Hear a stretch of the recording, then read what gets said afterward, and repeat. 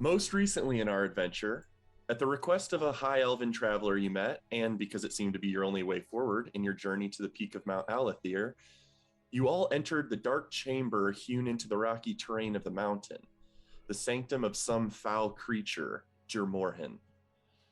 Inside, you encountered a strange five-headed dragonborn statue, seemingly giving reverence to the cruel dragon goddess Tiamat, and were soon assaulted by Jermorhin and its shadow and the shades of its slain victims.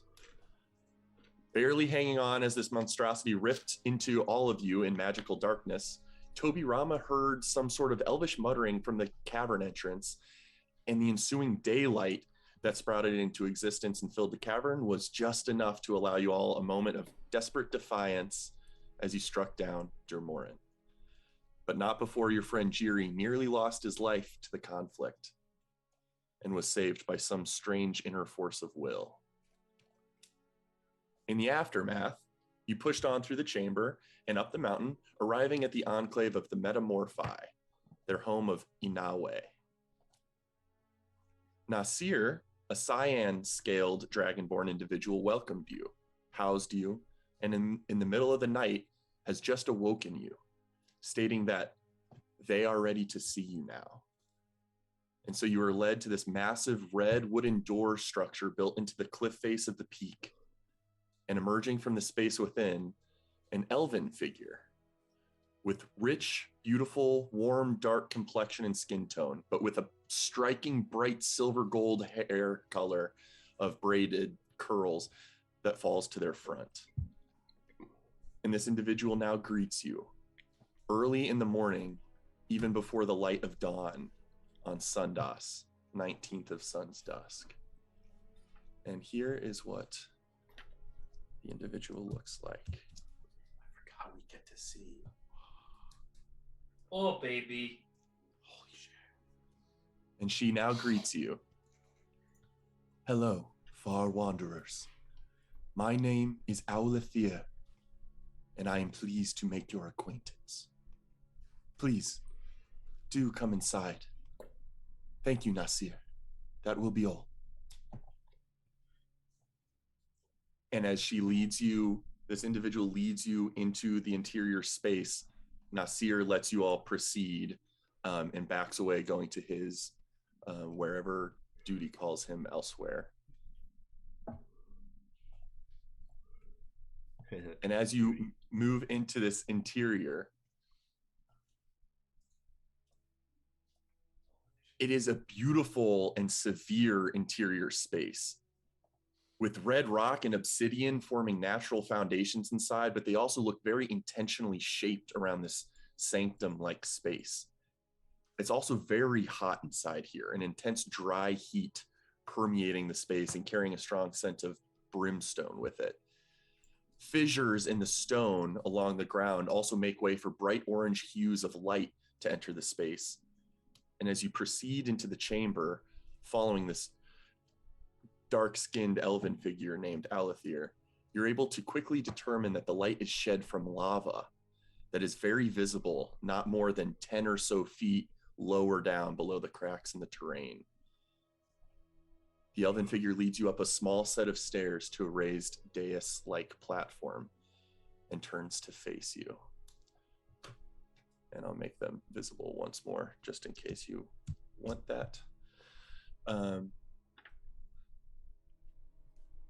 Welcome. Nasir has informed me that the Beast King sends you. Please, whom do I have the honor of addressing?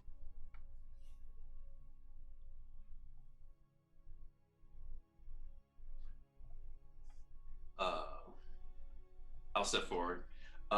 We all look at Telfir.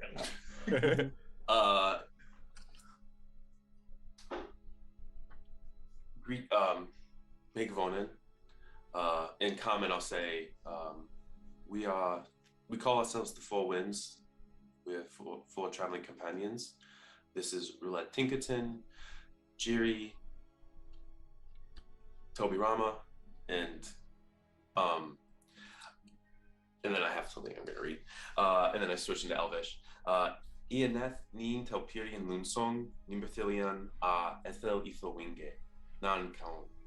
Aulethier pernil, gelon le kovat.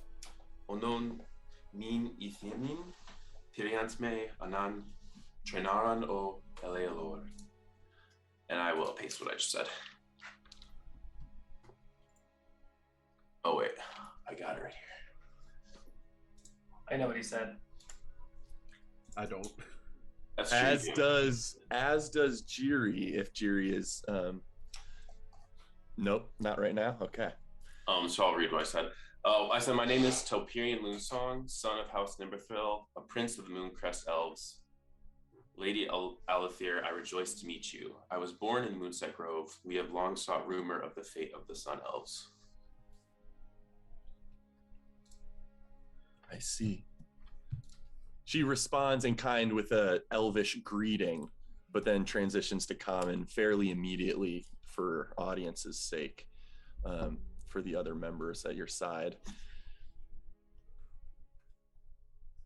I am pleased to meet you all, and thank you, Telpirian of the Ithilwinge. Alas, I may have information on the Elealor's circumstance, though I fear the answers will disappoint you. I am not, in truth, Elealor.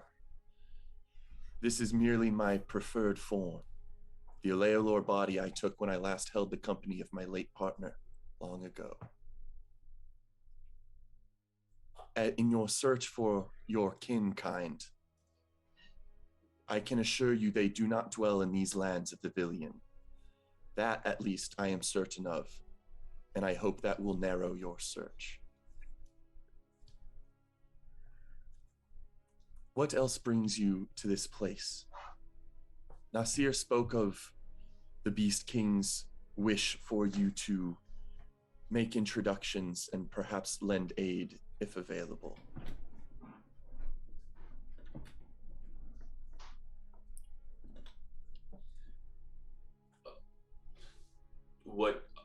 What is our wish here?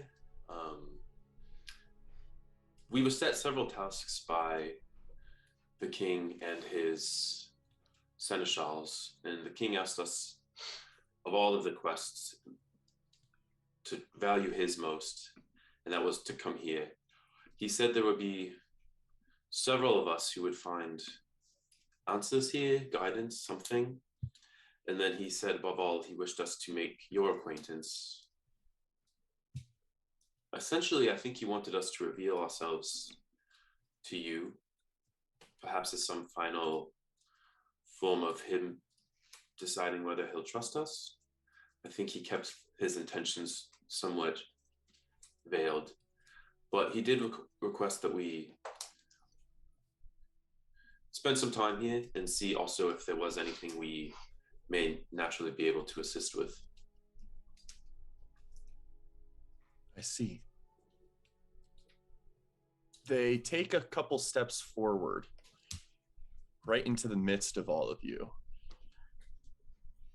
And Aulethier looks each of you carefully in the eyes. And Toby Rama, with your high passive perception, you actually notice her nostrils flaring a little bit in this survey of all of you, as if she's gathering some sort of olfactory sense from your presence, as well as visual and audible and otherwise. Very well. I have given counsel to the Beast King for a long time, and I have been made aware of your arrival in these lands. The King of Golden Flame has visited me but once since you arrived in Chimeris, and informed me of a unique possession you carry, one that was previously held by the King's late friend. I would that I might look upon it, if you would be amenable. I imagine in this particular instance, the medallion is just like coincidentally flipped backwards on my necklace. So I will The necklace. Yeah, I've got it on a necklace now. I will take it off and hold it face up in a presentory fashion. As you hold it, Aulethier raises their hand very slightly and very tentatively pushes it towards you, but kind of you see hesitation, kind of asking permission. May I?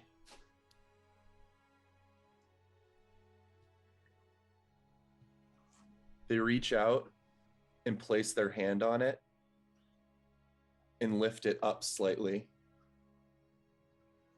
Inspect it. Fascinating. I do not know the emblem that is carved onto the nature of this medallion, but it certainly aligns with the king's description from years ago.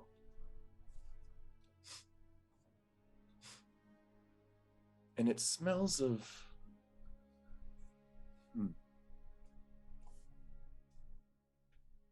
Tell me, have any of you ever heard rumor of Celestial? Have any of us heard of Celeste? I would say Telperion alone could make a history check. I'll do that.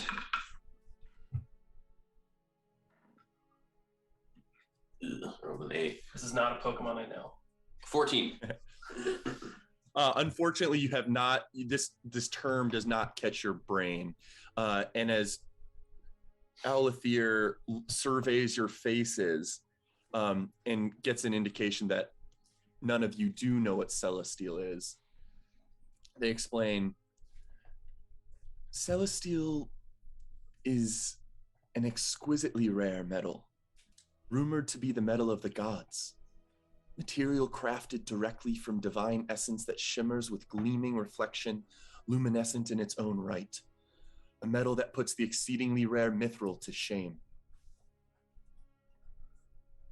As it is rumored, Celestial has only been found on this plane in the time of the war that ended the previous era. It was also rumored that millennia ago, a sorceress managed to recreate a version of Celestial, imperfect and far less beautiful, but divinely powerful nonetheless. It is my suspicion that what you carry is a medallion crafted from this metal, Divinor.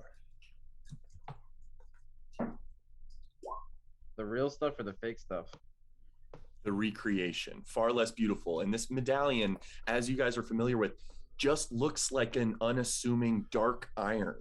It just looks very simple metal, but supposedly has a power to it if it is truly of Divinor, crafted with the intent of replicating Celestial. We have seen Celestial. You may know of the blades of maybe the Aulethier. I've been chasing myths lately, and we've seen someone wielding a blade that I think is older than you'd expect, and it reminds me of your description. Interesting. One of the twin blades is being wielded at this time. I'll take Could my you just- notebook.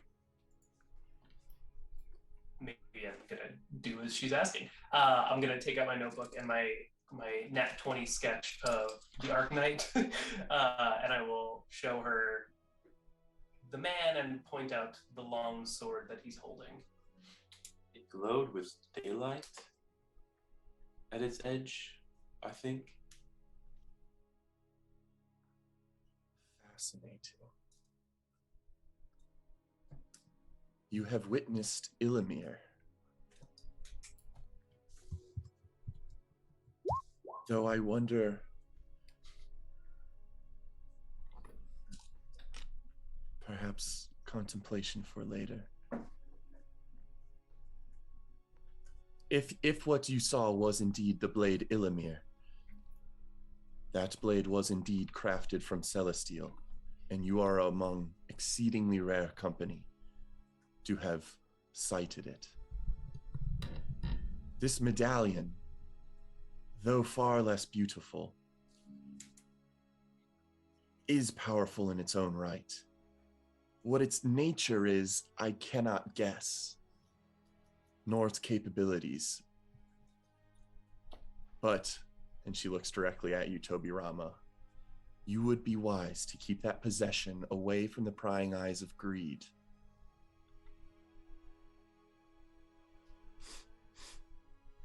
She sniffs one more time, and Tobirama, you catch her eyes flicker to roulette for just a moment.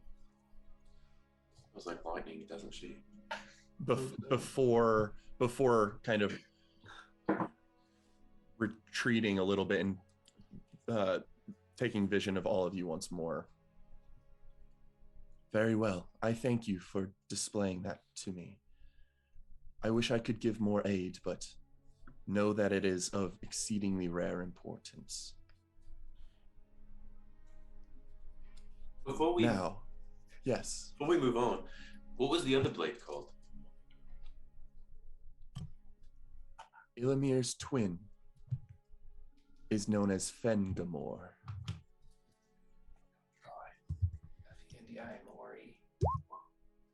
Are you sure there's only 2 swords made out of this metal? As I understand, only 2 blades were forged for the purpose of warfare against a darkness that took this world. But other items were crafted as well, now lost to time, certainly. Ilamir is the first I have heard of an unearthed emblem of the Sundering. If it was unearthed, were they stowed away? Perhaps. Some may have fallen into obscurity or hidden by those that wielded them. Others were perhaps more intentionally shrouded from the availability of falling into the wrong hands. There is but one other I know the location of, and it rests around the neck of the king. But as is mentioned by Beast King Mordecai, an old ally,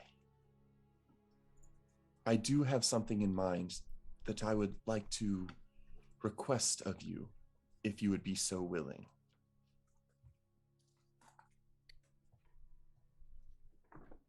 We're generally willing people.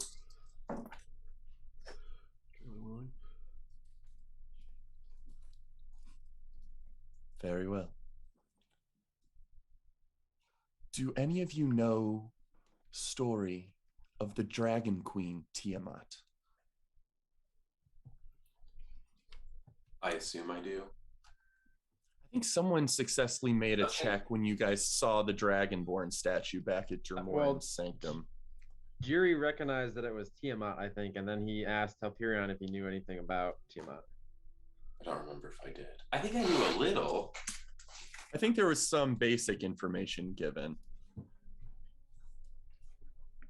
I sometimes write down my rolls. 17 history check on Tiamat. Okay, so you probably did get some basics that she was once partner to Bahamut, and was a beautiful gleaming example of chromatic colors versus his metallic colors, but she strayed from her purpose and was locked and jailed in the hells and has been stuck in the 9 hells ever since.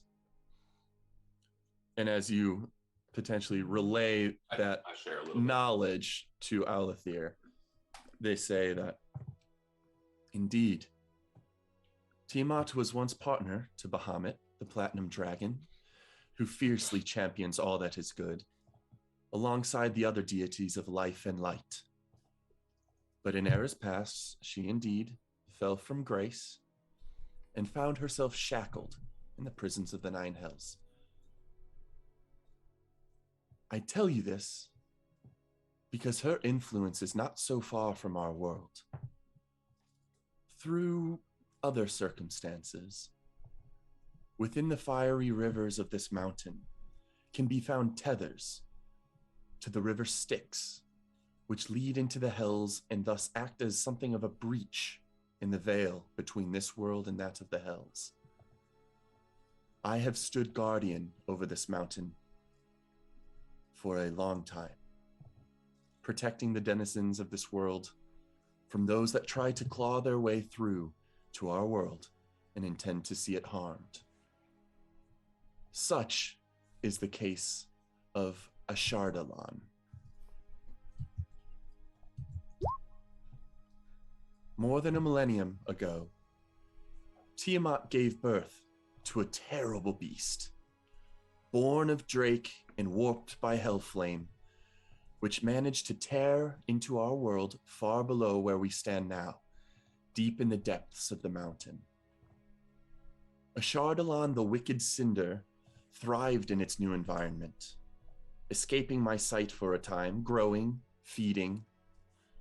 It grew to rule the depths as an ancient red tyrant for over 1,000 years, before a king beneath the mountain gathered the bravery and forces enough to slay it from the Dwergar of Derendor.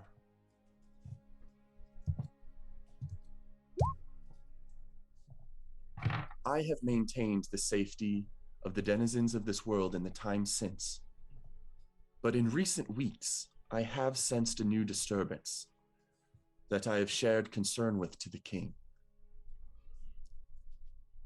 Journeying so far down is not something I can afford to devote time toward, as I must maintain the lava flows in this vicinity, where the breach in the veil is the most volatile. There are innumerous pathways these lava flows take throughout the entire mountain, and they can sometimes change susceptible victims in hellish ways. Nasir informs me that if the Beast King sends you to me as envoys, hoping to establish a meeting as well as offering aid, you may be amenable to venturing into these depths. You who venture into lands not your own, in search of allies for a war that the Villian hesitate commitment to, if Mordecai has sent you to me, I would ask that you aid me in seeing to the disturbance below. Venture into these depths of the mountain. Impart your judgment as to resolving what transpires there. And above all else, prevent hellish influence from flaring into this world. Such a task may seem unrelated to your worldly pursuits, but it will demonstrate to me your resolve and your strength. Additionally, as your minds are pulled to the thoughts of warfare between nations, I wish that this journey would serve as a reminder of perspective, that while the mortal clashing of steel within earthly kingdoms certainly causes strife, so too might even greater threats ignite, walking undetected before your very eyes.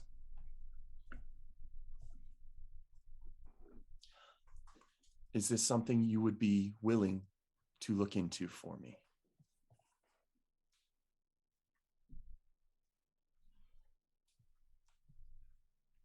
Do we do like a group huddle? Like all. I'm nodding, but and looking at you guys. Telperion has signed the contract. Quill's out. If you wish to discuss further, please feel free to do so. And she will take a few steps back and allow you guys your privacy. Alfie, what do you think? I'm mistakenly saying she a couple times, but they are a they. Alfie's just hopping back and forth from one foot to the other. All right, Alfie, let's try. What do you guys think? Have you ever fought a dragon before? What if there's dragons? Wouldn't it be great for the full winds to fight a dragon? That would be quite a story, but I think she mentioned that that one dragon of Chardalon has been slain. I think he has. Uh, I don't really fancy going back down the mountain to tell Mordecai that, yeah, your friend asked us to do something and we decided not to. I feel Okay. very strongly that we should do this and help. And not just because our ally thought it was a good idea to go help this person. Okay, I say we do it then. I'm used to being down in the mountains, so Oh, it'll be a bit comfortable for me, I think. it's gonna be so Favorite hot. terrain, maybe? I guess we won't need Ranger multi-classes route I did not anticipate. Listen, you get favorite terrain at level 1, and we just got a level, so quick change on his part. I guess we won't be needing the magical brazier, will we? Probably not. Can No. can it moderate temperature? Does it only increase temperature to make things warm? Oh, magical air. You conditioning. guys, having messed with it and used it on your journey, you do suspect that it is only providing warmth. oh, fuck. The way you just phrased that. It's so exciting. You do suspect you can turn the knob the other way. Which is off. Are we, Alright. If we go inside a mountain, are we gonna have to bring air with us? How will we breathe? I think there's air in mountains. Maybe not a lot of it, but enough. Can we really stuffy? It's true. Jerry, I do think that that fancy water bottle of yours is going to be quite helpful down in there. Okay, I feel like we've Oh. stalled long enough. I think we should tell her. Yes. Or them. Yes. All right. Mogo moves. Let's go. And we turn around and we nod and say, we're willing. We will do this thing for you. This pleases me greatly, and I appreciate your willingness to aid someone you have just met. This will certainly benefit you should you return. I also hope to hear a report of what you find down there once you have made it back. This pathway to my left, and they gesture. God, I'm bad at that. They gesture this direction where a kind of pathway in the stonework leads into like a hewn tunnel entrance, and says, "This is where you may make your descent, but I do not urge you forward in this moment. Please feel free to take your time, finish your rest, go back to collect any belongings you would like. You may set out when you feel is required." Could we go tomorrow? Of course. I think a day of rest after the journey we had. We did, now that you mention it, we saw a statue of Tiamat in the mountain on the way here. Are you familiar? In a cave? They give a curious look. I can't say I'm familiar with the specific statue you speak of, but I have sensed hellish influence further down the mountainside. Is that something you have already journeyed through? Yes, we slayed some kind of devil or fiend on the way here. Something that devours the shades of others, is what we were told about it. Dolomen? Jermorin. Dramorin. Jermoin. The Beast King, when he visited me not but a month ago, arrived via magical means, and therefore did not journey up the side of the mountain as you did, and thus may have missed this obstacle on your path. It has been a sense I have had for a few months, longer than the new disturbance far beneath these depths. I am thankful if you have put it to rest. I may need to venture that way and see the chamber for myself. You probably know a lot about things from hell. Are there any like negative consequences of coming near them, getting too close to them? Any like curses or, say if one were to eat your soul or something like that, would it be bad? Any wolves down there? There are innumerous dangers the hells present. Different creatures with different capabilities. Devils are often a manipulative mindset that inscript unsuspecting victims into pacts and binds of law that only benefit the devil, even if promising hollow rewards. But certainly there can be natural gifts at their disposal as well that could harm you. Do you feel you have been belayed by some negative effect of that creature?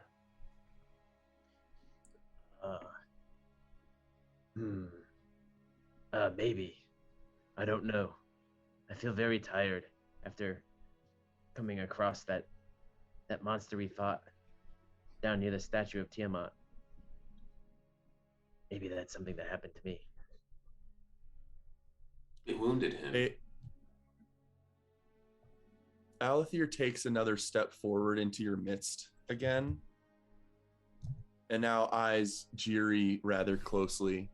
And Toby Rami, you catch once more that kind of very subtle, probably not even caught by the other party members, but the flaring of her nostrils. Interesting. I didn't catch it before. I do not necessarily know that you have been assaulted by any lingering effect. Perhaps you were simply drained of vitality in your fight with that creature. I don't sense any hellish influence on you.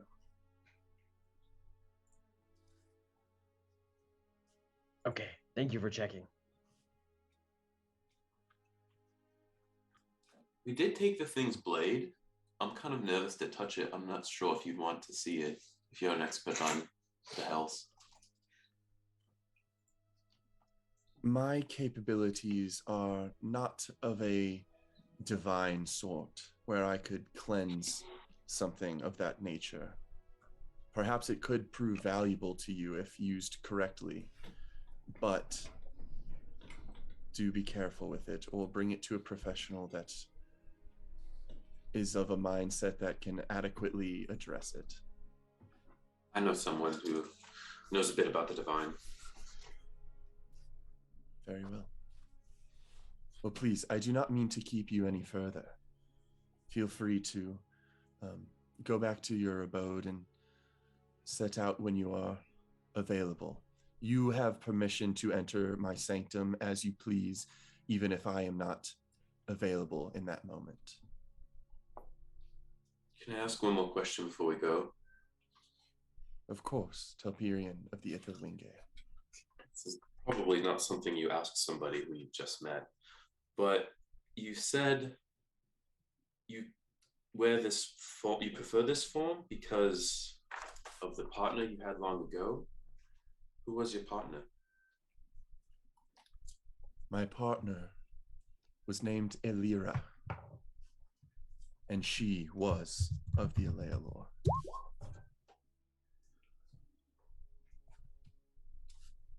I fear her time ended long ago. I see. And then the Aulethier would have departed after that.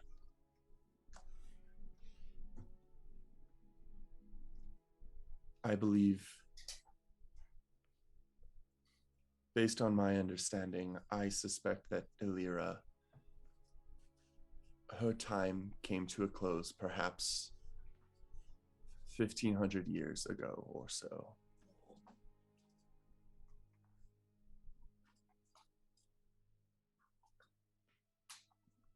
Sorry, you lost her. You do see this individual is very stoic, very composed, but you do see a little waver to them as they recall their lost partner.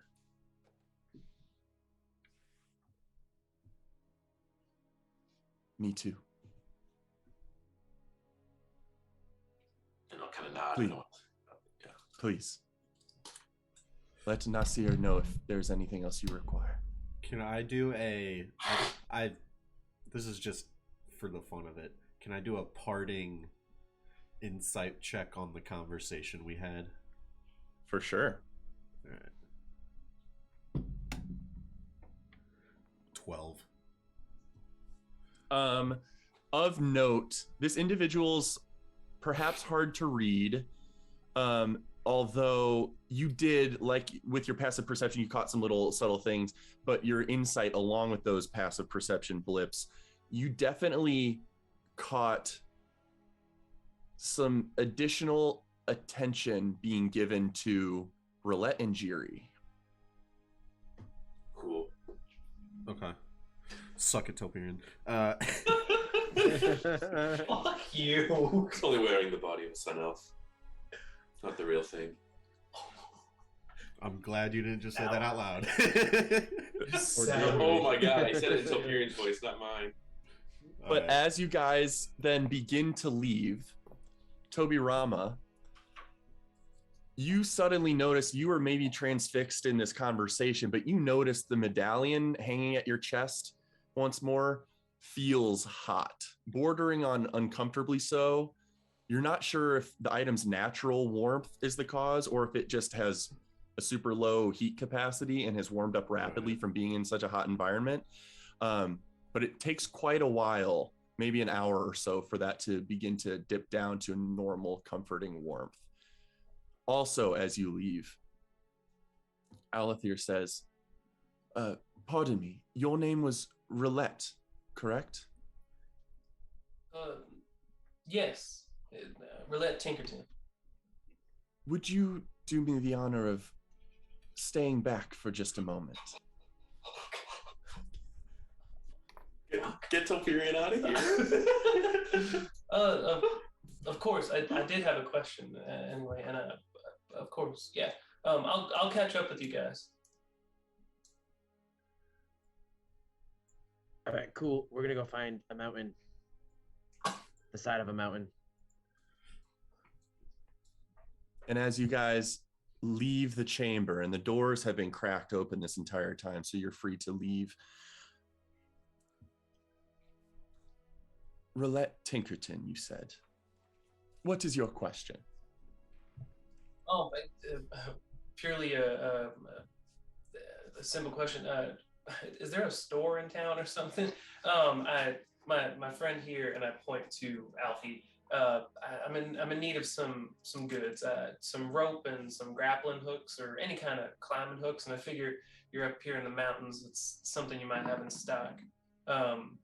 Just a bit of restocking for Alfie here. I fear we do not have any mercantile exchange or bartering that takes place up in this peak. We can see if there's any loose rope or wood or metal we can make available to you, but we do not have a sort of a formal store front. You probably don't get I will have visitors. That is true. I will have Nasir reach out to you if he can find something. That'd be much appreciated. Thank you. Additionally, I ask you to linger for a moment because I sense a strange scent about you. You are a rather unique collection of individuals. Udinil, at least mostly,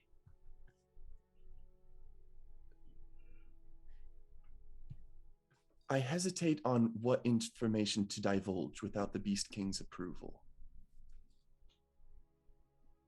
But your blood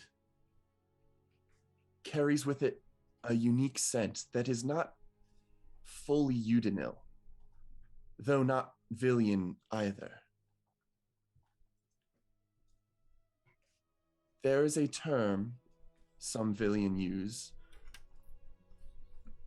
to describe this type of lineage, known as the branded. I suspect there is innate capabilities within you, perhaps that you are unaware of in the first place.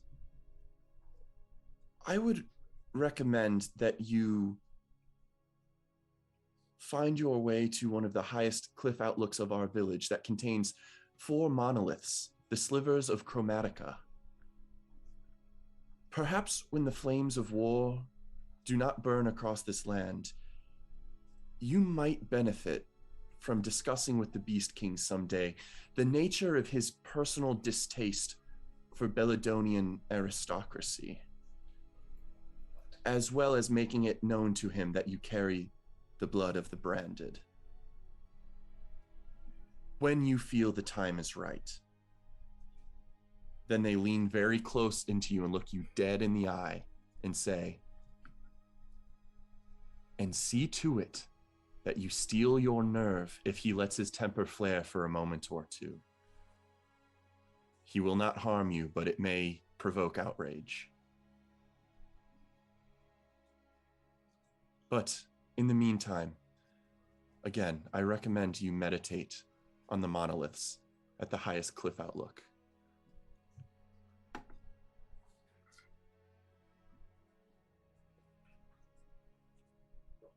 I do not mean to keep you anymore. If you have additional questions, feel free to ask them. Otherwise, go catch up with your comrades.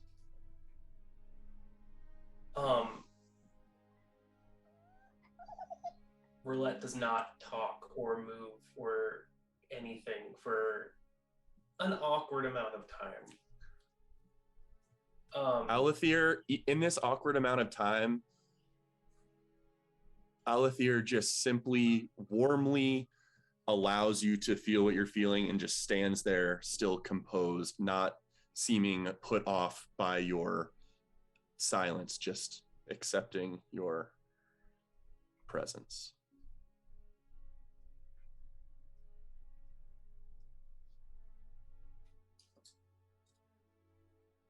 How?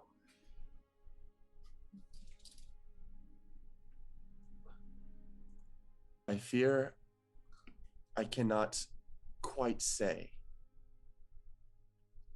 but a conversation someday with the Beast King might provide additional information.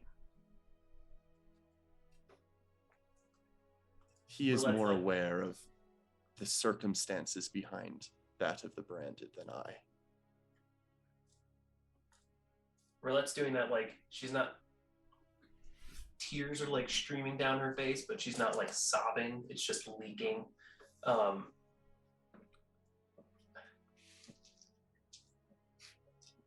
awkward amount of time, and then just a thank you. Of course. It was a pleasure to meet you, Roulette Tinkerton.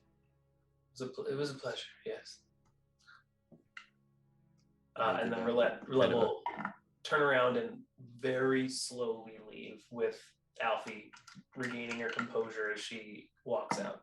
Okay.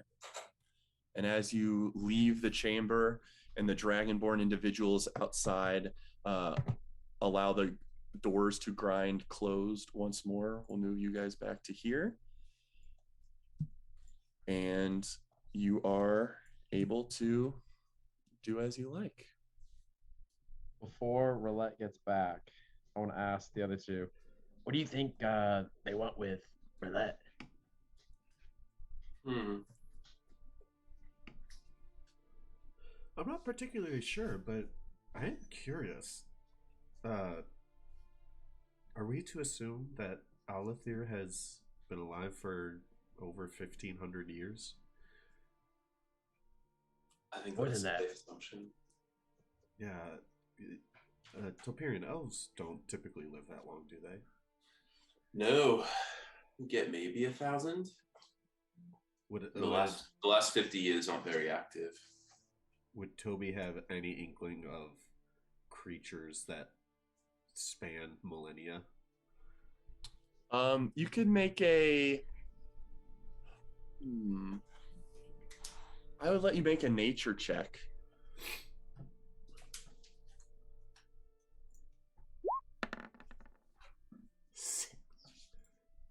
Not specifically. You're sure you've heard stories of creatures that can live forever, but not specifically placing, specifics on ones that can maintain different forms and live so long. Can Topirian do a check on he? Not to discuss, but he's thinking about the fact that she said forms and that she's that old, or they are that old. Yeah. I would say. I feel like it's not realistic that he wouldn't be thinking about it. Yeah, for sure. You could. I would say it's got to be nature check as well. 18.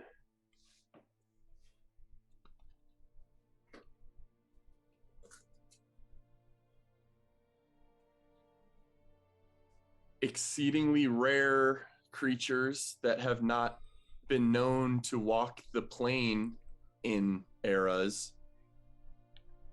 Certain dragons can live that long and have been known to be able to take different forms. I want to look at these two. I want to weigh them off in my mind before I tell them this. I look at Jiri specifically.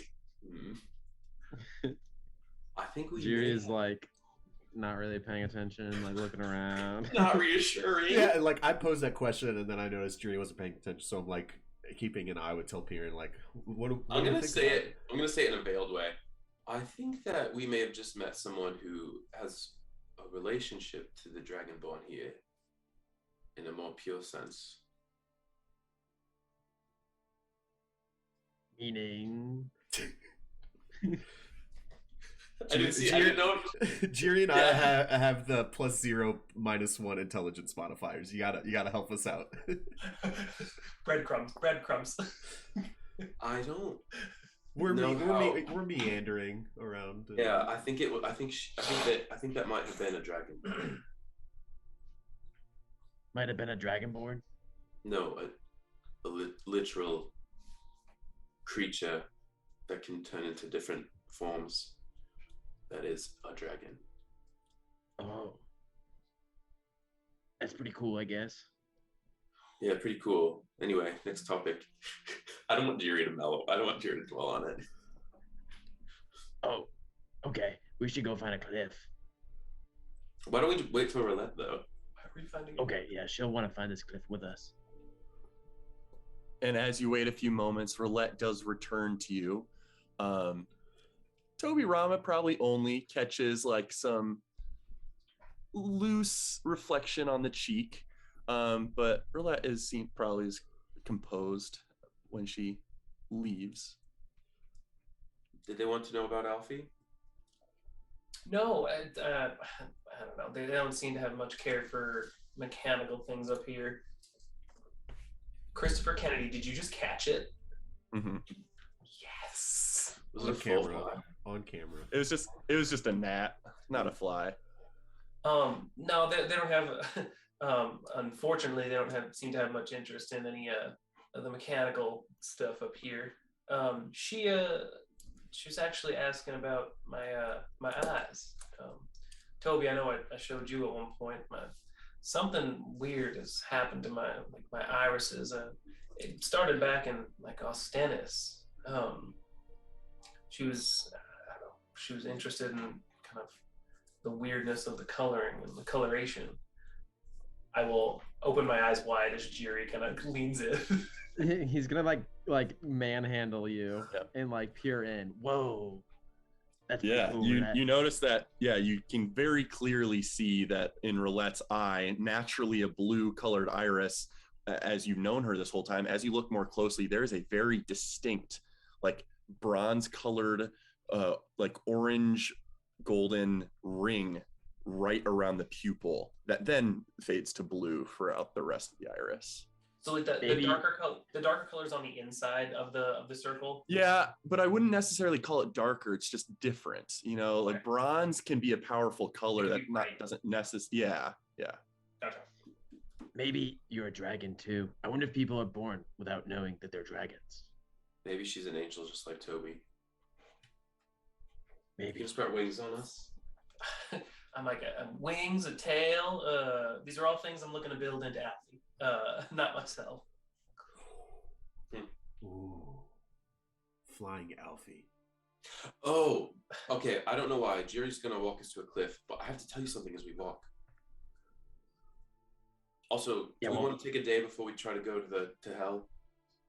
I want to hang out Yeah, with you for a little while. I think I'm so, still yeah. pretty tired. Yeah. All right.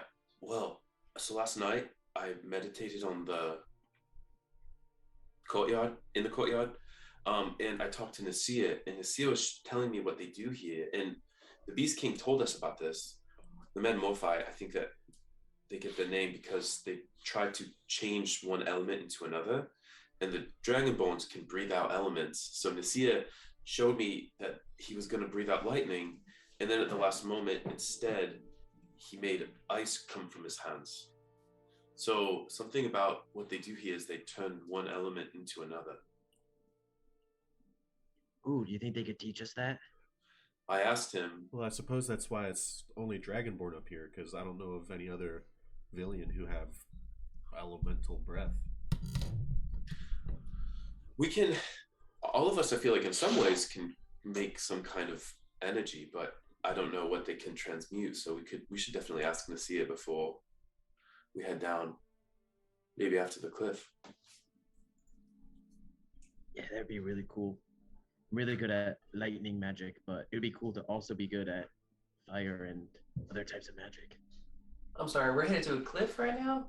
Yeah, Jerry wants to like see the sights or something. I don't know. Oh, okay. No. You were talking about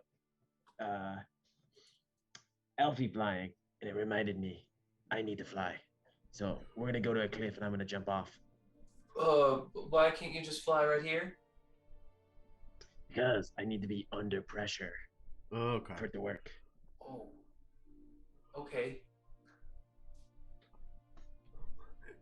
And you guys know, Roulette from your recent conversation, Telperion from your meditation the previous night, and all of you just from general vicinity awareness, that there are multiple of these kind of cliff outlooks that jut out the side of the mountain that are available for meditation or martial arts training or whatever. So there's multiple outlooks available to go, to a cliff face. All right, let's go to the cliff face. Jerry, do one of us push you off, or are you just gonna jump? You might have to push me. I'm getting a little nervous. Well, Jerry, let's think about it this way. Is you being able to fly or you being alive more important? They're equal. I disagree. Deep.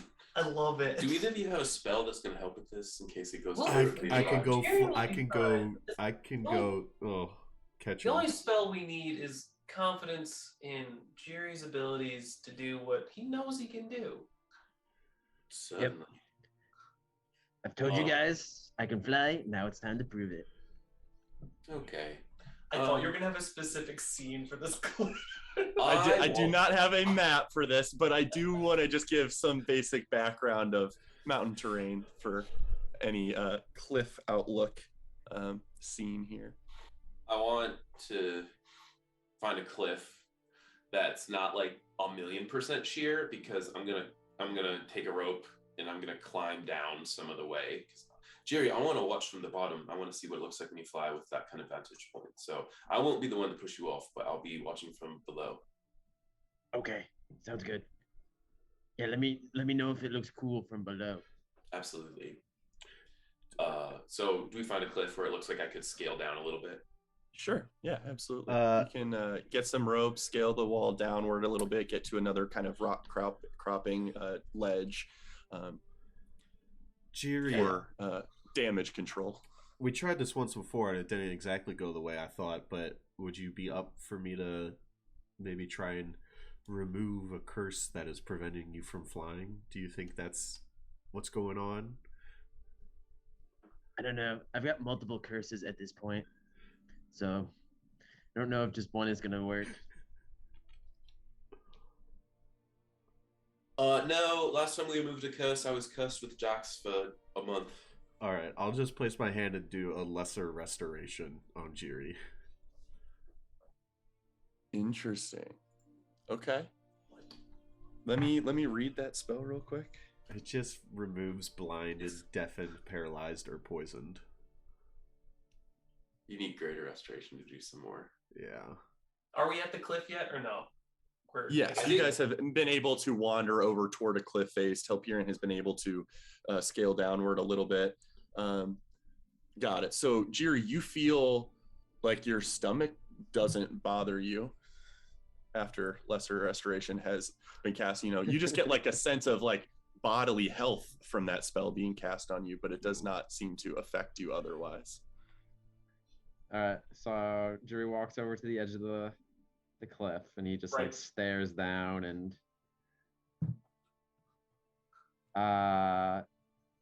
unexpectedly he's like starting to feel worried and scared, and there's like doubt that's creeping in, and he just stands there for a while, like looking over the edge, not moving. While he's standing there, I'm gonna take out my whetstone, pick up a rock, and I'm gonna the same like flute song that Jiri had me put into the stone to help him go to sleep. Same thing, but like there's louder fanfare in the back of it, so it just sounds like a much more uppity staccato, like more exciting version of it, not putting him to sleep. And I'm gonna like throw it at it. No, I'm gonna go put it in his pocket. And as I step forward, Jiri, you got this.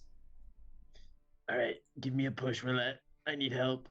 I will not push you. And Alfie will take one big leg from his ostrich form and just kick Jiri. Toby is like in a like swimmers, like divers. On the block, Yeah. I have a ready to action prepared to use telekinetic movement to catch him if he's falling past me. That's a good. Okay. Good idea. Also, Roulette has a rubber band gun out on her side. All of that is noted. Jiri, is there anything you try and conjure into being, or any phrase you state, or anything that accompanies your attempt to fly in this moment?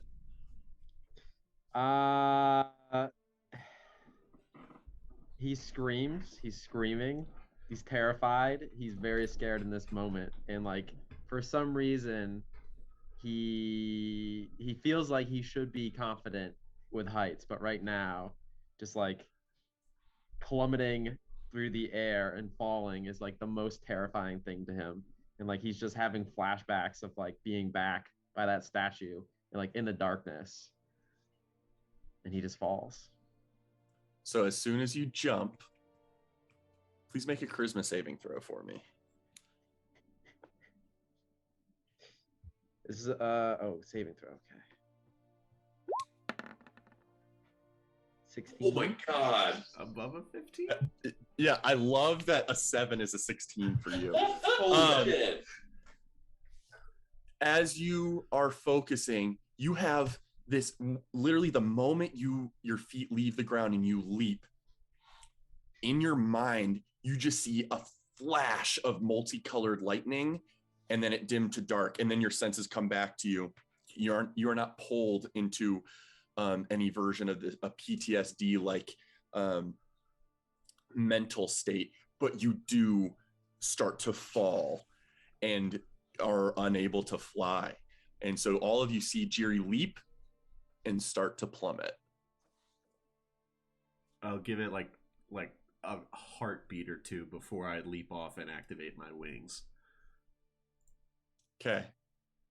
It does not appear that he is able to change his momentum in any way. He is starting to pick up speed. As soon as he's about to hit what I would know is my 60-foot range for my little rubber band gun, I am going to. It's a very small thing, but it has like little pellets on it. Take it out and shoot one down at him to cast Featherfall. And the way this works is from the rubber band gun, a tiny little, again, just smaller version of Moby 3, which is a smaller version of Alfie, just hits Jiri in the back and just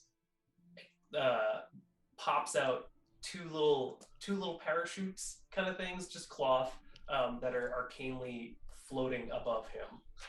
This isn't what you just said, but I totally had a vision from Spider-Man Homecoming where Iron Man's all his little beads hit the side of the boat and then just like press it together. Yes.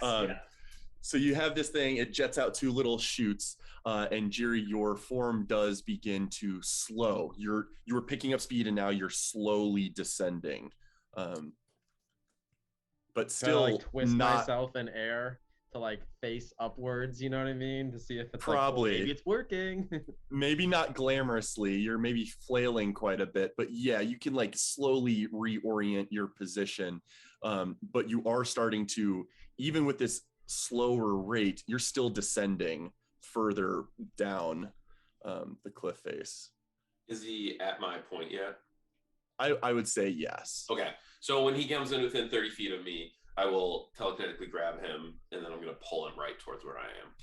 Okay, you're able to do so.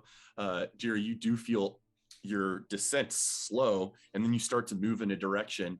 And as you maybe have a moment of hope that you're triggering some momentum shift, you look over at Telperion, and he is just very clearly pulling you to him. I'll try and fly back up to the top of the cliff before Jiri can see me flying. Okay. So it doesn't know all three of us had no doubts about this. Okay. Dang. But Jiri, you do touch the ledge next to Telperion. It didn't work.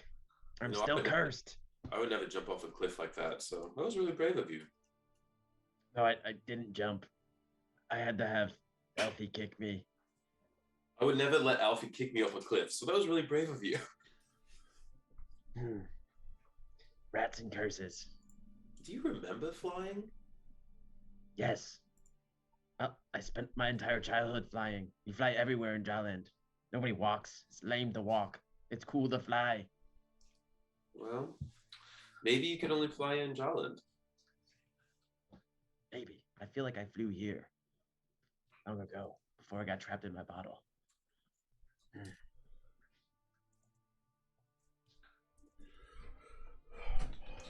Well, I think that's a good experiment for the day, but maybe we just move on to some more restful things. I still want to try checking your mind out after what happened yesterday.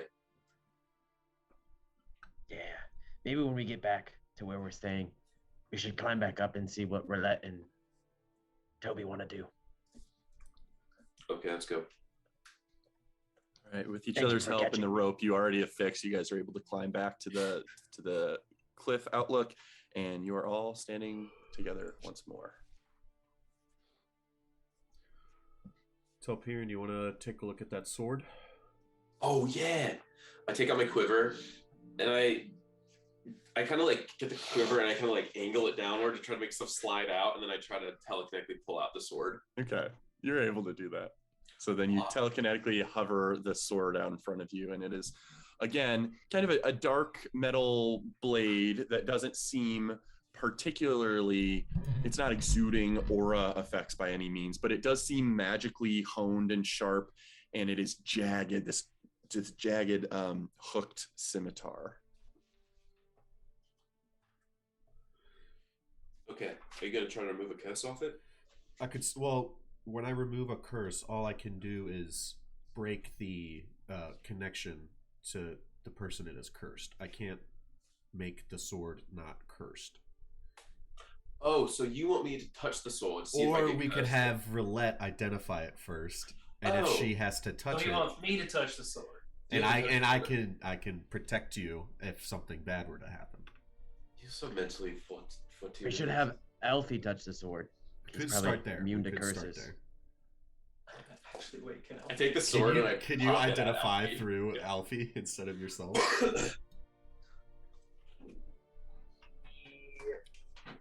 He can't be cursed. He can't be charmed though, so Jerry, you stay back. I will. Sure, I'll have Alfie pick up the sword with his foot to see if he gets shocked at all. Okay, Alfie's gonna roll to the sword and reach out and grab the sword. Yes. Okay. How does Alfie grab things? Does he have like little retractable So- claws things?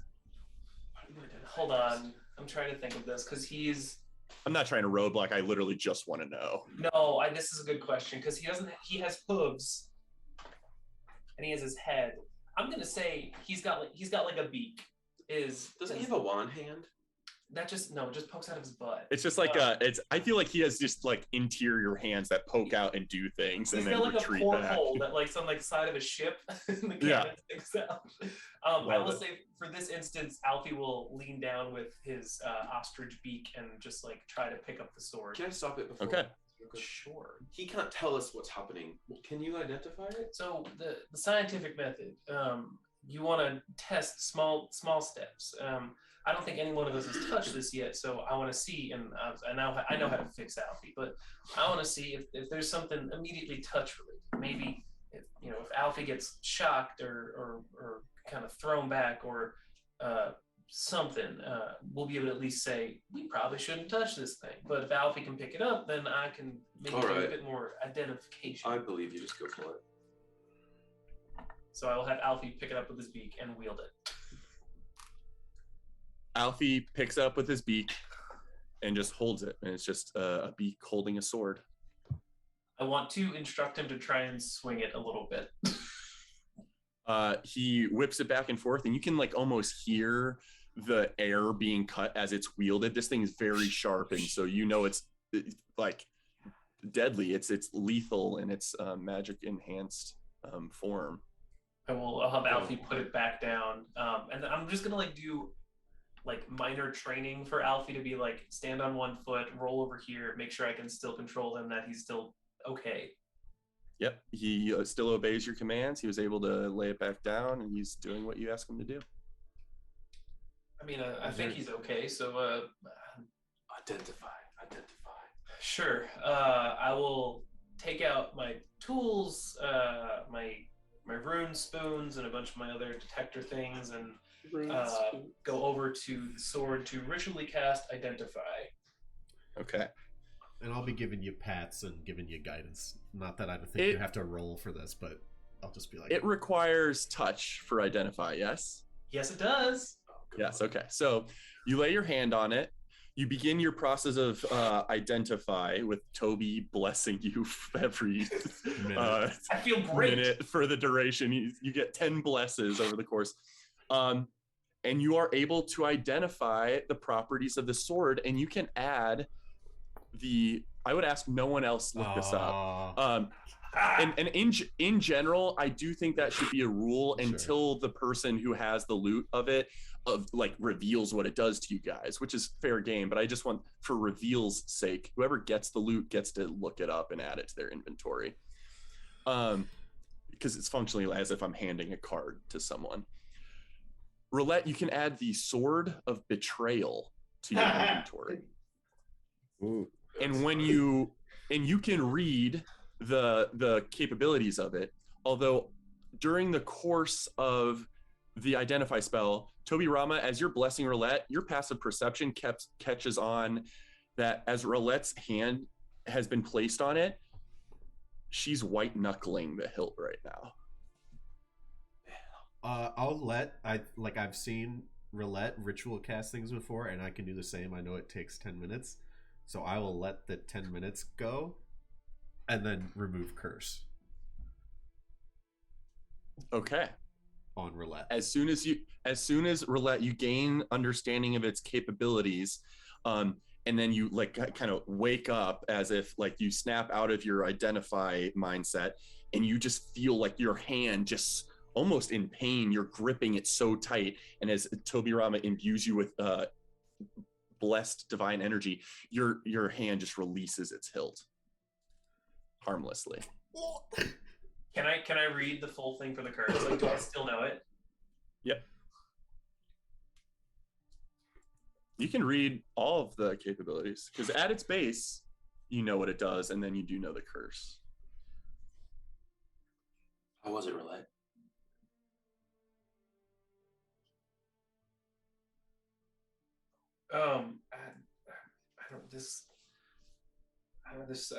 It's a strong sword. It just it's made for attacking, and if you're not attacking someone else, I think it turns on yourself. Oh. Give me 1 sec. Let me just rack my brain over what I learned. Is it good? Like, how good at attacking is it?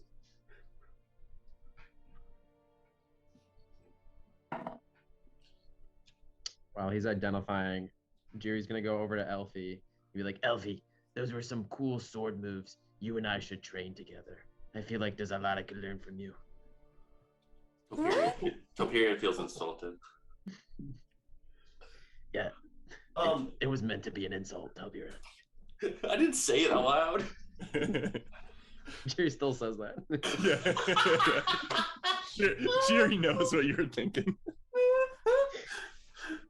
Well, actually, never mind. Wow. Toby, did you do something to make me drop this sword? Because I know I wasn't going to be dropping that sword. Roulette, there was a lack of blood in your hands from how strongly you were grasping that sword. Yeah. And I know how attached you are to your flail, so that seemed unnatural. Nobody touched this sword. It's so the way the sword works. It gets stronger every time you hit an enemy, or every time you hit something that's not wielding the sword. But it also gets more reckless, and if you ever miss, you kind of just end up hitting yourself, and that cycle continues. Oh. So if your aim is good and you're just chopping down goblins or something, you can keep doing more and more damage. But the second you miss, you're dealing a whole chunk of damage to yourself. What if you decide to stop attacking? I would say now that you've described the function, you guys can now look up the sword of betrayal if you would so like to. I'm going to put it back in the quiver telekinetically. I'm just going to paste the curse in the chat just so people. That's great. Yeah, functionally it's a +1 scimitar, so it's got +1 bonus to attack and damage, but then the curse is as pasted there.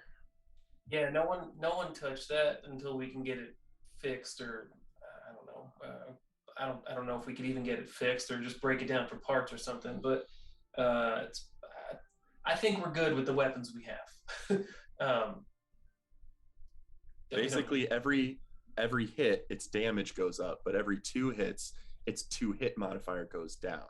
And the first time you miss with it, you end up slicing yourself, and then the cycle resets. Did Grog use this once? No, this is very different than that, actually. Oh, because he did have a sword that made him attack. Oh, he had like his head. His was like if he killed something, it like Craven Edge was way like. No, this is a different thing. Like supercharged than this. When they were in, never mind. I don't want to spoil, but yeah. So put that back in the thing, and we can sell it or something, or deconstruct it at some point. I honestly didn't fancy using this anyway. It's a devil's blade. Well, shall we go back to town? Do some downtime stuff? Sure. I got notes I got to work on, and I got to find Nasir at some point. See if we can restock Alfie. You said he was going to think about something, so I want to check and see if he's made any progress. Oh, we should message Mr. Lavore while we wait, since we have the day off. Do you have a message, Toby? Sending. I mean, no, but it's also like 7 in the morning, could I say I'm still working on my spell list? Sure, you can still have time to refine your spell list for the day. And yeah, it's actually like after having spoken with Aulethier and done the cliff stuff and then the identify stuff, dawn is like just now peaking. Yeah.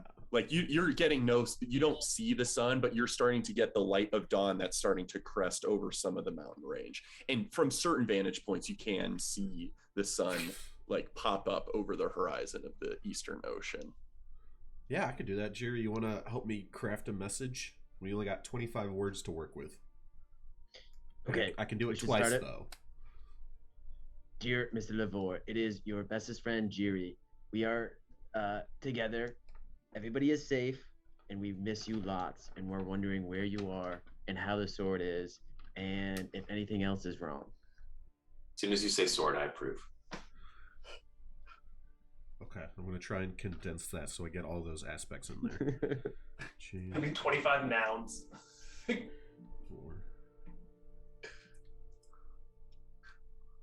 So, effectively, we're back at camp. Right? You guys are back at your little abode in Inaue. Okay, while you guys are doing that, I'm just going to look at our gear with Roulette. I mean, I don't know that they're going to have a lot of things here, but we are going down into the interior of a mountain. Is there anything you think we should try to prepare before we go tomorrow? I mean, we used a good chunk of health potions while we were fighting that thing. So if they have any of those, Aulethier said that they didn't have any sort of a store or general goods up here, but I'm hoping they might have at least some sort of potions or something. I don't know. They're right on top of that lava thing. We might just ask Nasir if Nasir has any ideas for, hey, if we were to go down there, what would you bring? It's a good idea. I do want to talk to Nasir if you're going to go in a little bit. I'm going to brew a cup of Rael's tea and then drop my ring in it. Okay. Welcome to do so. Go ahead and remove that one from the thingy and add it to your ring.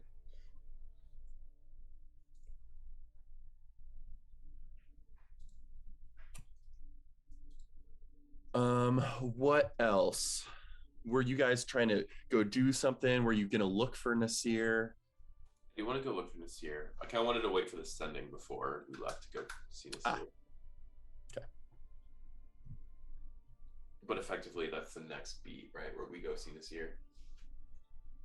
Yes. Okay. Let me type it out. Actually, before we leave, after this message, Jiri, I want to try that thing. Okay. Also, I've got a question about this mountain. Are we going to be walking? Are we going to be in a tunnel? Are we going to be like riding on lava? Like, how does it work when you travel through a mountain? I feel like we'll descend a path into the mountain. Be like exploring caverns and things. A long set of winding steps going down is what I'm picturing. Do we need like lava-proof gear? It's a good question for Nasir if he has anything like that. Yeah, I don't fancy being in lava. And to just clarify, we're trying to prevent hellish influence from spreading. So we're just going to conquer some demons? That is part of why I feel so strongly about this. Yeah. Do you got your message ready? I do. 1, 2, 3, 4, 5, 6, 7, 8, 9, 10, 11, 12, 13, 16, 17,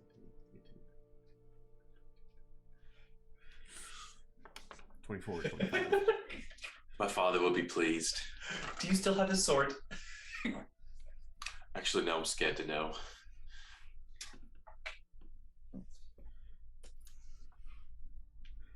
It's really good.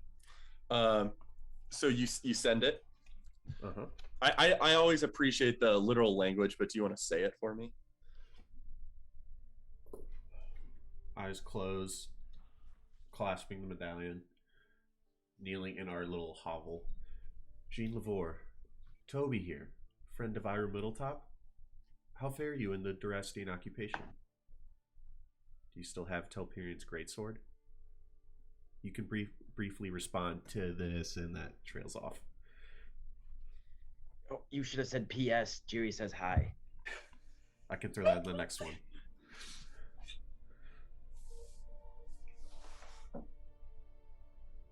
Toby Rama, Yes. I don't have the sword. I don't have anything. They've taken it all. For King Zavar or otherwise. They're forcing me into servitude. Oh God. Oh my god. Stay away from Ostenis. Oh fuck. Oh, Toby pales. He's alive. He responded. That's good. He is not doing well. What do you mean?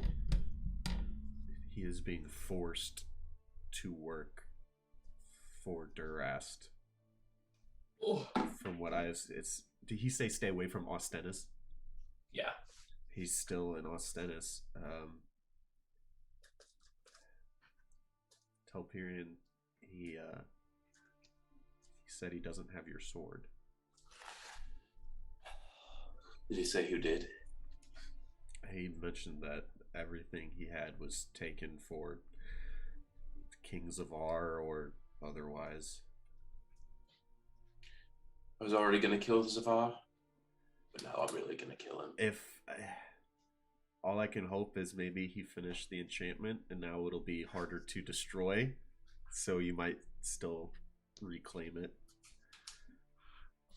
It wasn't a magic sword. My dad'll be fine, but we gotta save Jean at some point. Listen, you'll get your dad a sword of Celestial at some point. Don't worry about it. Jiri, I don't know that I should respond just to let him know you say hi. Or I can, but No, send him a cheerful message. You gotta say we'll come back for him. No, don't give him any information. He could get... No, but we gotta give him a little bit of hope. Why don't you try to send a message yourself, Jiri?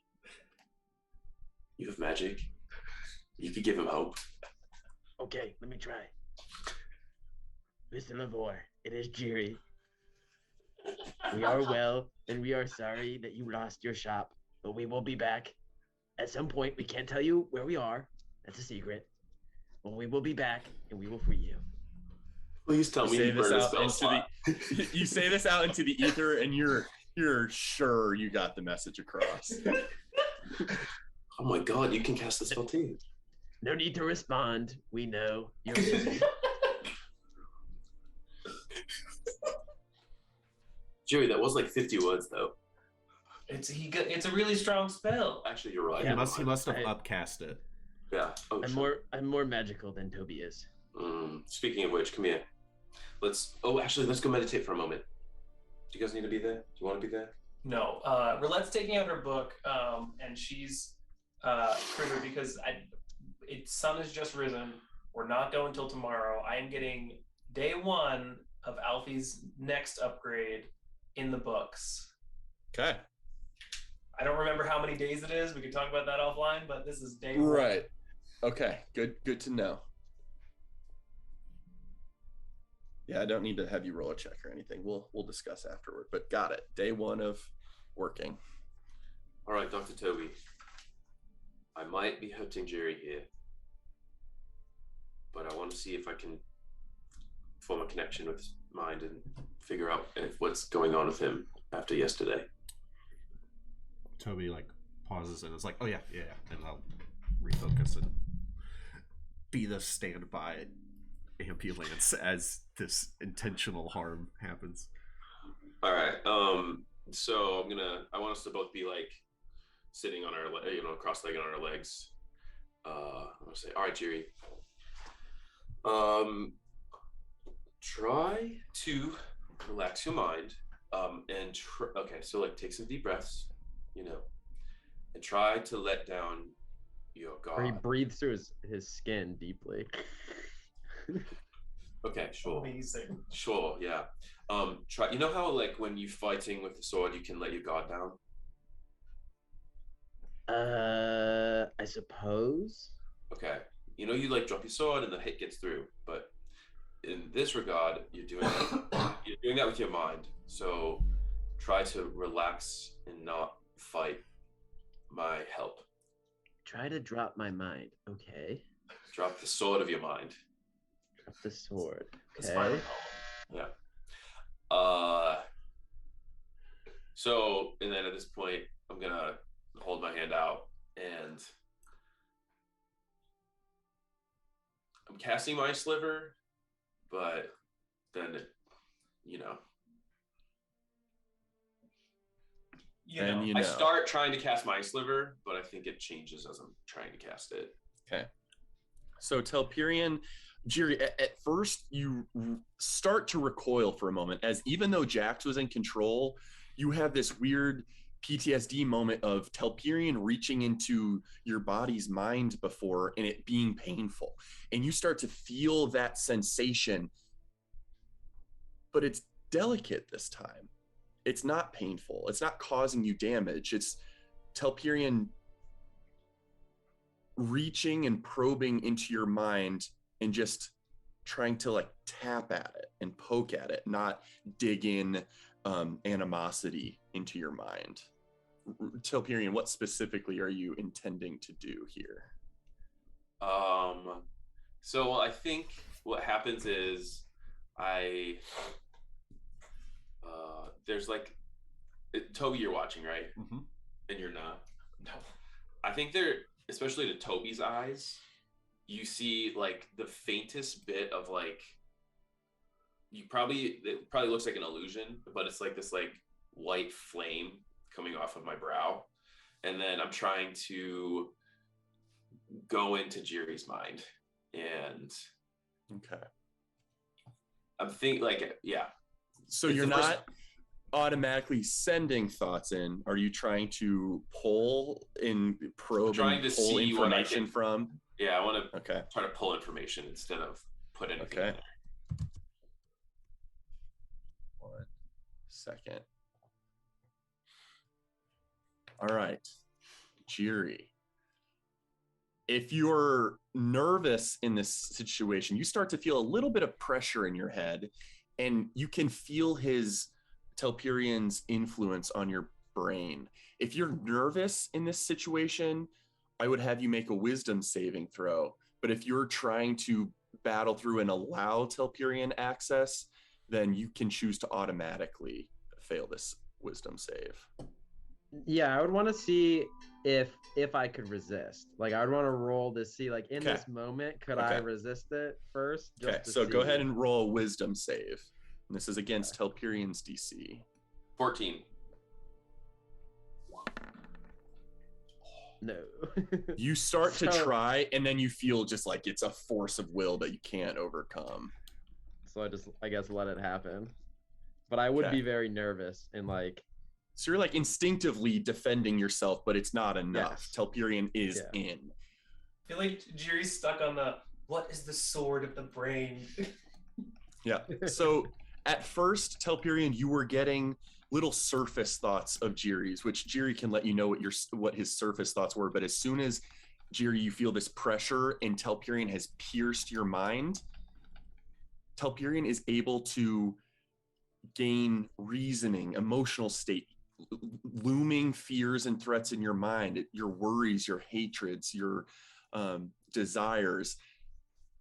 Telperion has entered your mind, and I would ask that you give us information on what that looks like for Telperion.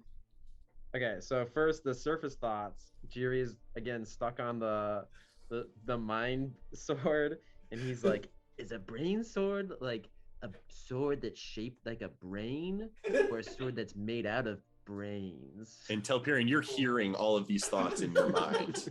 I definitely smile a little bit. And then as you push forward through, before Jiri takes over, you just get a vision of just endless dark expanse. but there's more going on than just that. Jiri, you can take it from there. Okay, so you're yeah, I don't know what form you are physically, like if you're in your body or if you're just observing this or not down here. I would But- say like a bird's eye view observation. Okay, there's like dark water at the base of wherever you are, and it's flowing and it's circling and it's spiraling towards like some central point far off in the distance. And above you, you can see like this endless expanse of like flashes of lightning almost that like are going like through almost these like fractal like patterns and structures. And every single time one goes through, like sparks kind of rain down and fall from this like this higher up area down to the water, and like pieces of this structure, this fractal pattern of lightning, like are breaking off and like collapsing and falling in. Some pieces are just falling down, others are like bending and like landing in the water. And you see Jiri down in the water, and he's frantically like trying to like pick up these like pieces of like whatever has bent down, this lightning, and he's like pushing it back up. He's like using his lightning whip to like lasso around and try to hoist it back up. And he's just working frantically down there, but some sections are just getting like pulled away by this by the water, this kind of spiral kind of pattern in the water as it moves parts of these structures away. Beautiful. Telperion, for someone being sensitive to the mind's mental abilities and just being a generally well educated man, those flashes of lightning are multicolored and they clearly look like lightning, but the way light is pulsing through them, it also strikes you as like a neural network. It looks like lightning. It's like a storm of mental activity going down on in this space.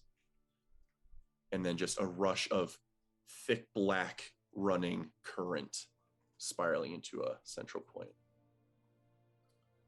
I feel like Telperion is shocked, and my eyes open up, and Toby, you're there watching, and so you'd see that like there's like white stars over my eyes a little bit in like a pattern. And then I'm in there for a minute. Was all that my first flash? This is all like environmental information you're gaining within that minute. I think it's possible you can try and probe deeper if you want to. Yeah, I do. Okay, so if you want to, Jiri, I would say you can make another wisdom saving throw before Telperion gets to get any additional scenery here.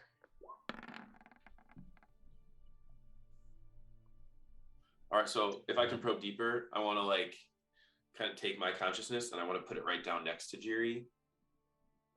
And I would say, Jiri, what's Jiri's mental, emotional state in this space? What's going on through his facial cues and his general mannerisms? Oh, he looks like he's in a panic, and he's like in full panic mode, running around, like trying to like repair or like hoist back up these structures that are falling down. And he just seems very upset.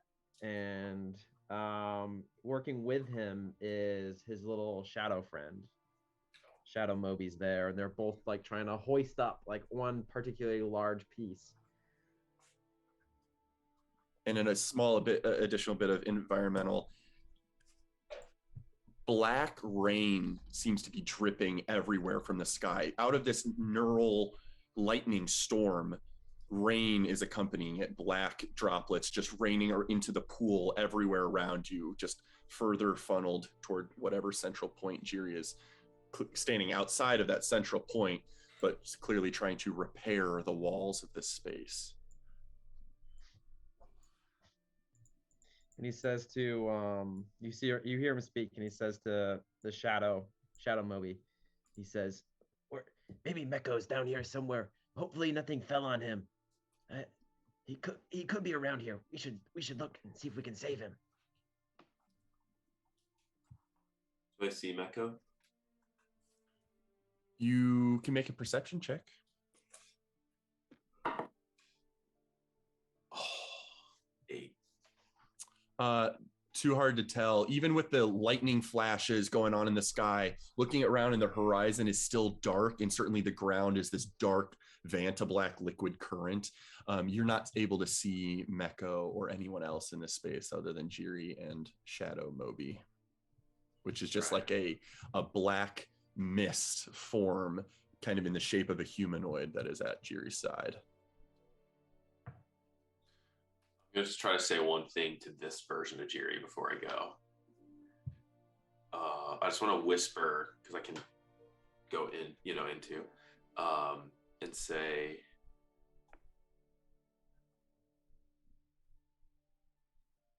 I'm just going to say, don't panic. We won't let you drown. Just slow down and take your time. And then I'll go out. And with that, the minute will complete in Jiri. You your senses snap back to you, and you're just sitting on the floor in this room across from Telperion. Oh, did it work?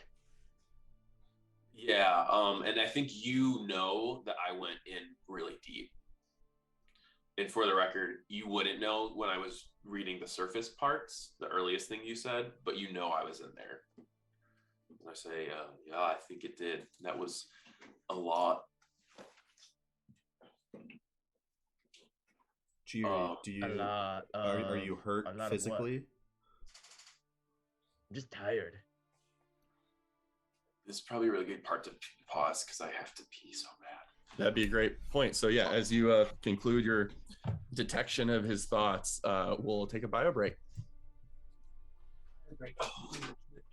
What? Yes.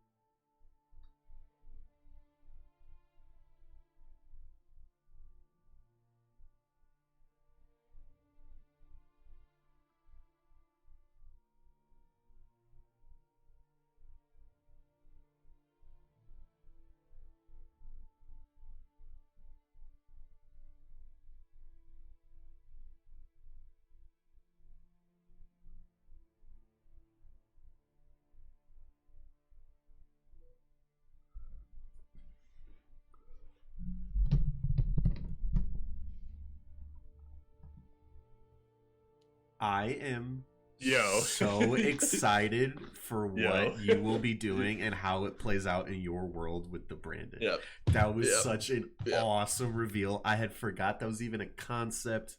And with how much we're like you're drawing from that, I can't believe I hadn't thought that that could be a thing before. That is so fucking cool. I was considering giving it a different name, and I'm like, no, the name should stay the same because it'll hit like a truck. Oh, hey, Steve, what's up? We weren't talking about you. And yes, obviously, it is very different in many ways from the source material, but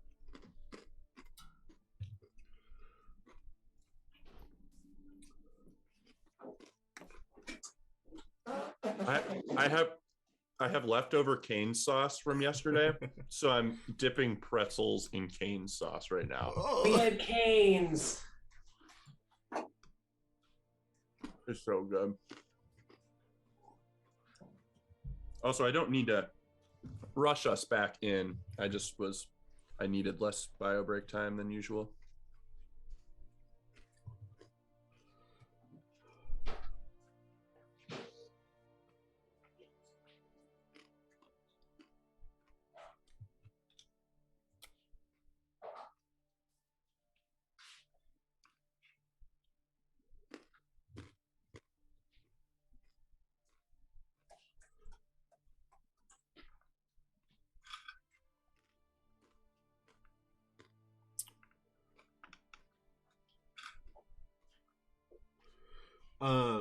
Christopher, Mm-hmm. you remember how we did the Force Hollow the week prep before like setting up the runes and all that? And I did augury, trying to like see if that was like a good Wheel and woe. Yeah, and see if that was a good thing we were trying to do. It says in the spell like for something you're about to do in 30 minutes. Are you okay with it being like our next planned immediate thing we're trying to do, even if like I'm thinking we know we're gonna try to do something tomorrow? I think within reason, yes, because I think even during that Force Hollow thing, I think I flagged a 30-minute thing as a part of the spell, but it was like within the next 30 minutes was part of the plan to evacuate Sure. Force Hollow. So it's like, yes, it seemed like that venture would be successful, even if it came with other consequences or however it was worded or handled at the time. So like, it depends. Like, I would say you don't get to get a glimpse of Wheel or Woe for something that you expect to happen tomorrow. But if you're in the process within the next 30 minutes or hour of beginning some kind of venture, I would say that maybe could loosely count as toward that. So, you know, I need a little help to justify it, but All right.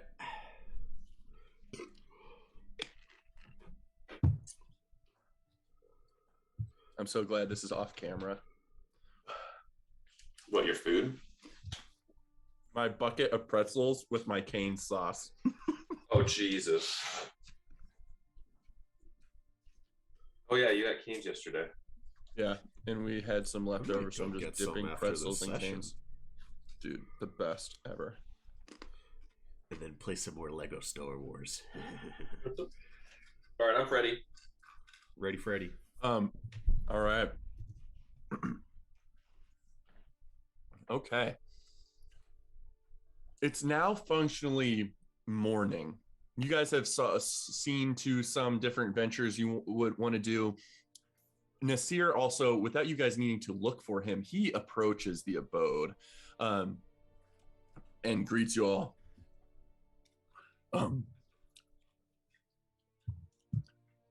Aulethier has made it clear that you wish for supplies or material aid. Is that correct? Just directing his attention to Roulette for your request. Yeah, I was looking for. I know you're up here in the mountains. I know you don't have a store of sorts, but if you have any sort of climbing gear, I need looking for ropes or any sort of hooks you might have that I could use. We bought 5 ropes like before we left. Question stands. We do not often have materials as such, although when I first came here some 20 years ago or so, I do have a collection of my old things, my traveling gear. If you would be interested, I could gather maybe a 50-foot length of hemp rope and some minor metals and wooden bits, but that is about all I think I will be able to procure. That would be beyond appreciative. And is there anything I can give you to barter or trade or? That will not be necessary. It has not been of use to me for some time. Dragonborn from various areas of the globe congregate here to learn or be guided or other internal pursuits of theirs. But I have remained here and have no intent to leave anytime soon. So they were not going to be used by me. So consider it a gift from the Metamorphi. That's very much appreciated, and the Four Winds appreciate the donation. Nasir, a quick question. So, Aulethier, I think you had mentioned it, or she may have told you. They may have told you. We're going to be heading down, I guess, beneath the temple, into the, I guess, closer to the lava. the short way to put it. Have you or anyone else from the Metamorphi ever been down there? Very few of our monks here have ventured into the lower areas beneath the sanctum. I myself have only, with the company of Aulethier themselves, I've only been down there and not very far, but once. Primarily, we stick to our village of Inawe and meditate on the transmutation of our inner energies into versions of that energy that better identify with our sense of self, and we have no need to venture further into the mountain. However, I spoke with your elven friend last night and mentioned some of our capabilities to transmute energies into that of other energies. Some of us have also mastered the ability to share our innate resistances to the natural elements with others, but only for a time. If you would be interested in such, please join me in a group meditation, a rather unique one at that, and I can perhaps aid your ability to resist the pain of flame. I would lead the meditation, but it would come from another, their ability to shield those around them. This is done very rarely, and may only last an unpredictable amount of hours. But perhaps it will take root in your souls and energies firmly enough that it is a greater duration of time, but perhaps it is because it is not practiced often, only allows for an hour or so. We will have to see the way the meditation goes. I can't say again, beyond appreciative, and this sounds like it might be a good breakfast ritual in the morning. We're not heading down there today. We're heading down there tomorrow morning, or at some point tomorrow. So I think if we could set a time for the morning, and we could meet you for that meditation. Very well. At first dawn's light tomorrow, please meet me at our westernmost cliff outlook for a group meditation. I will have Linuxar guide that meditation with some of my help, and they may be able to imbue you with their natural resistance for a time. Is there anything we could do to study with you today? I've never heard of anything like what you've discussed here. I think some of us would be interested in learning a bit more today. Some of the guided meditations that are already scheduled for today, you are more than welcome to listen in on, but none would be such a unique display of our gifts. Well, that's quite all right. But yeah, I know personally I would be very interested in spending some pensive time looking inward today. Very well. As would I.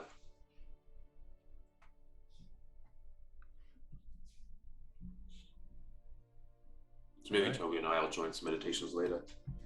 Okay, but he will otherwise leave if there's nothing else requested. And about an hour later, Roulette, he will return with a 50-foot length of hemp rope and some like general metal shards and wooden scraps, kind of, that you could functionally use in certain ventures, but it's not an extensive inventory by any means. Maybe 10 pounds of wood, 10 pounds of metal.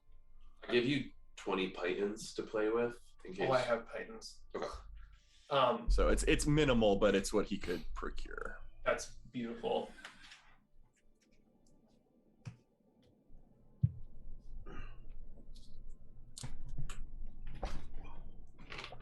At some point today, probably right before I go to bed, I will try to just craft a single grappling hook to attach some sort of like grappling hook, like a two curved pieces of metal or something to attach to the end of it. That's honestly not very difficult to achieve. Let me pull up something too really quickly.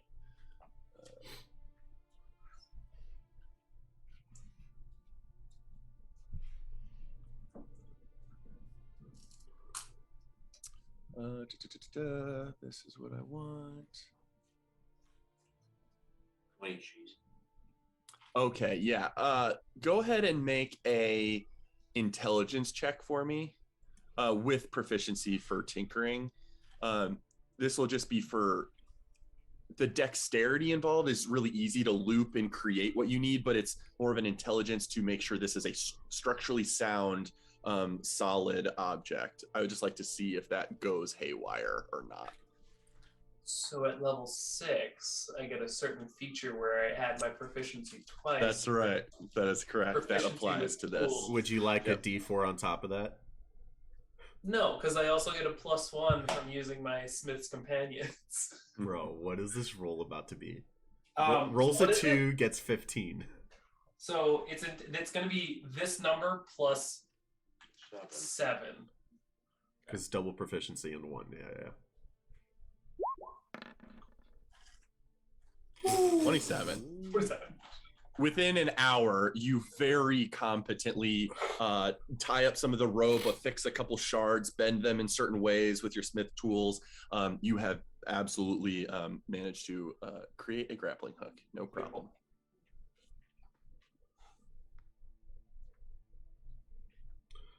During that crafting, Toby will have walked outside to relieve himself at some point, and I will send another message to Jean Lavore out of earshot.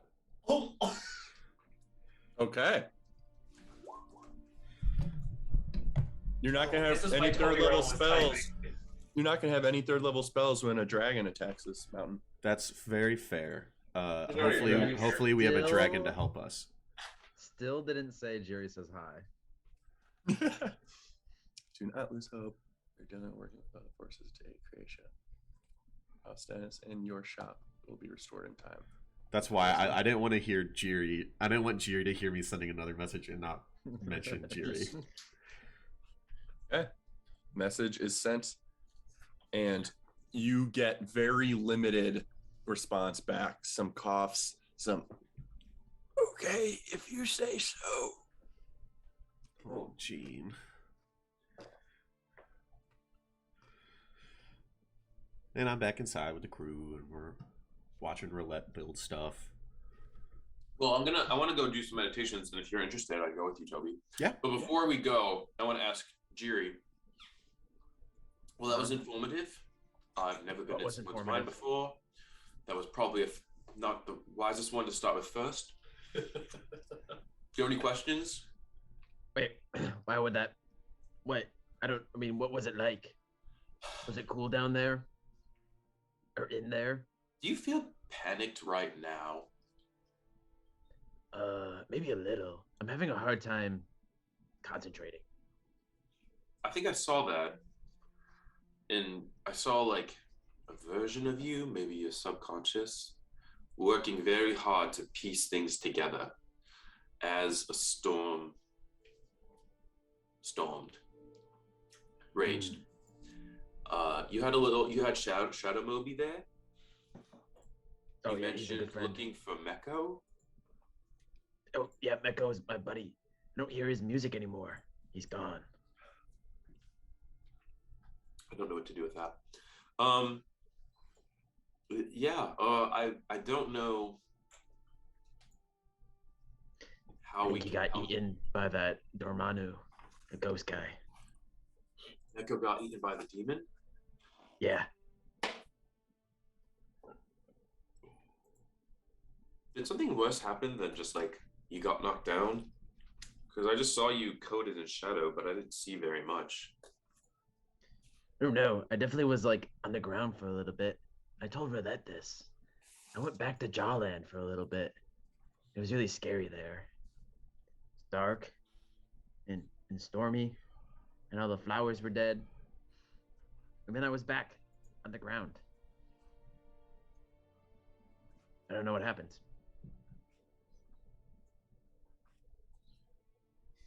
I don't know what that means either. Well, I guess we both don't know then. But to be fair, we haven't known a lot about your brain for a long time. So in some ways, this isn't new, right? You being. I guess that's true. Yep. Uh, Did you see Jax down there, the Mad Wolf, or like oh, I did not. a witch, or like a shadow? I saw Dark Rain, but no Shadow, no Witch, no Jax. Maybe he knew to stay away. You did see Shadow Moby, though. I saw Shadow Moby. Is that what you mean when you say Shadow? No, I meant that devil's shadow. No, I didn't see a Devil Okay. Shadow. That's good. I had a feeling that they'd be back. Why would I see a Hopefully witch? they're not. Oh, I'm cursed by a demon witch. Demon Witch too. A devil, a witch, and a wolf. Yeah. It's a lot of curses. Wait, but I know. if you didn't see Jax the Mad Wolf down there, is maybe that one broken, perhaps? Surely he I would have hope been there. so. Yeah, maybe. Maybe not. I don't know. Maybe he's waiting. Just finding the right time to attack again. I'm very nervous, very worried about that. If Jax came back, what would you want us to do? Kick him. But if we kick him, we kick you. When he was I know. around, he Get got rid of him. hurt. He got hurt quite a bit, and he never returned your body back to you. I know Yeah. because he's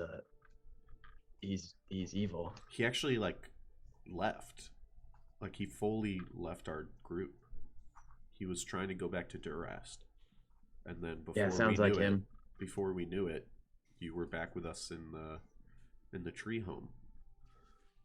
Yeah, that sounds like Jax. He would try to ditch you guys. I don't know. I think we gave him a chance, and I don't think, me at least, I was very pleased with how he went about it.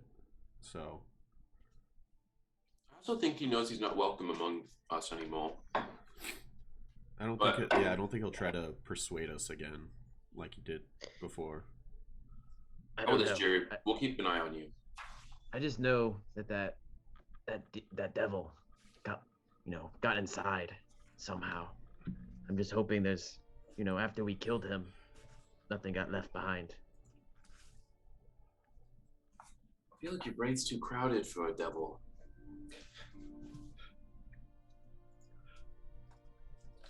Yeah, maybe. All right. Well, Well, you guys go meditate. I'm gonna stay with Roulette. Maybe she can help me make a necklace. I want to take your blue stones and make a cool medallion like Toby's got. Everybody likes Toby's medallion, so I feel like I should have one too. You still got that ring, Jerry? Which one? The platinum one. I gave you the platinum one back. Yeah, Okay. it's right good, here. Good. In your head, I've still got yours. in your head, you hear, yeah, Toby wants you to give it back to me. Don't fuck with him. God Who damn said it. that? All right, Toby, should we go? Yeah. You're a mentally ill friend. I'm hearing voices again, guys. Jared, you touch the sword? No, I don't need more curses. So, Peter, as we're like walking, I'll ask you, like, when you're using the quiver, is it like, you know how Roulette's bag works? You just know what you want to grab and grab it, so you won't ever accidentally grab the sword. No. Okay. I was a little worried about that, but I'm glad to hear that. Yeah, no, it's just what you're seeking, you pull out. Huh. I wonder Perfect. if maybe someone like Korik could maybe remove the curse. I don't know. He seems quite powerful with magic. Aulethier said someone divine. Yeah, I guess It he's is more. the devils. He's And it more is- front. I just know that all I can do is break the hold it has on any of us. I think we'll just sit on it, and someday we're gonna find someone who we can have them Or manipulate. maybe if we're ever fighting an army, that might not be a bad sword to be using when you're constantly trying to fight.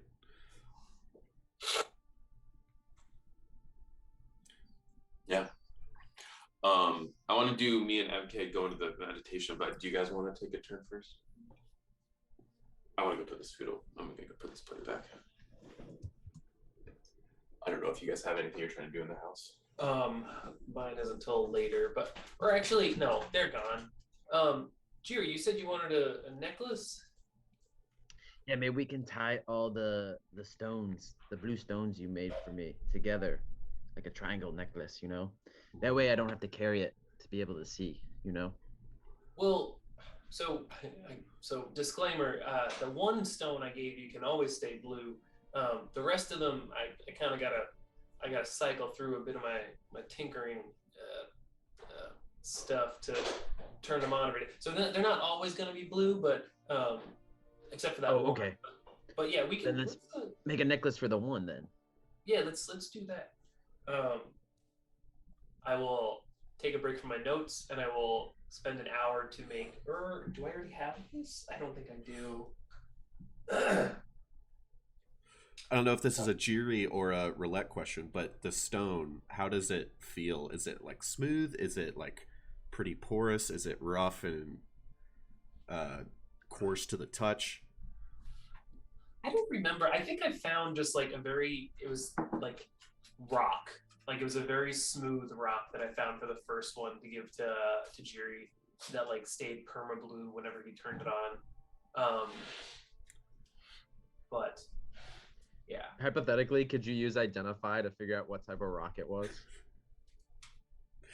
I don't Is think it so. I would igneous or say, sedimentary or? yeah, I bet you would need to do like a honestly like a jeweler's kit investigation appraisal of it to determine. That's what I was that. gonna say. So I was gonna take an hour and I was just gonna like use my tools to make a set of jeweler's kit tools.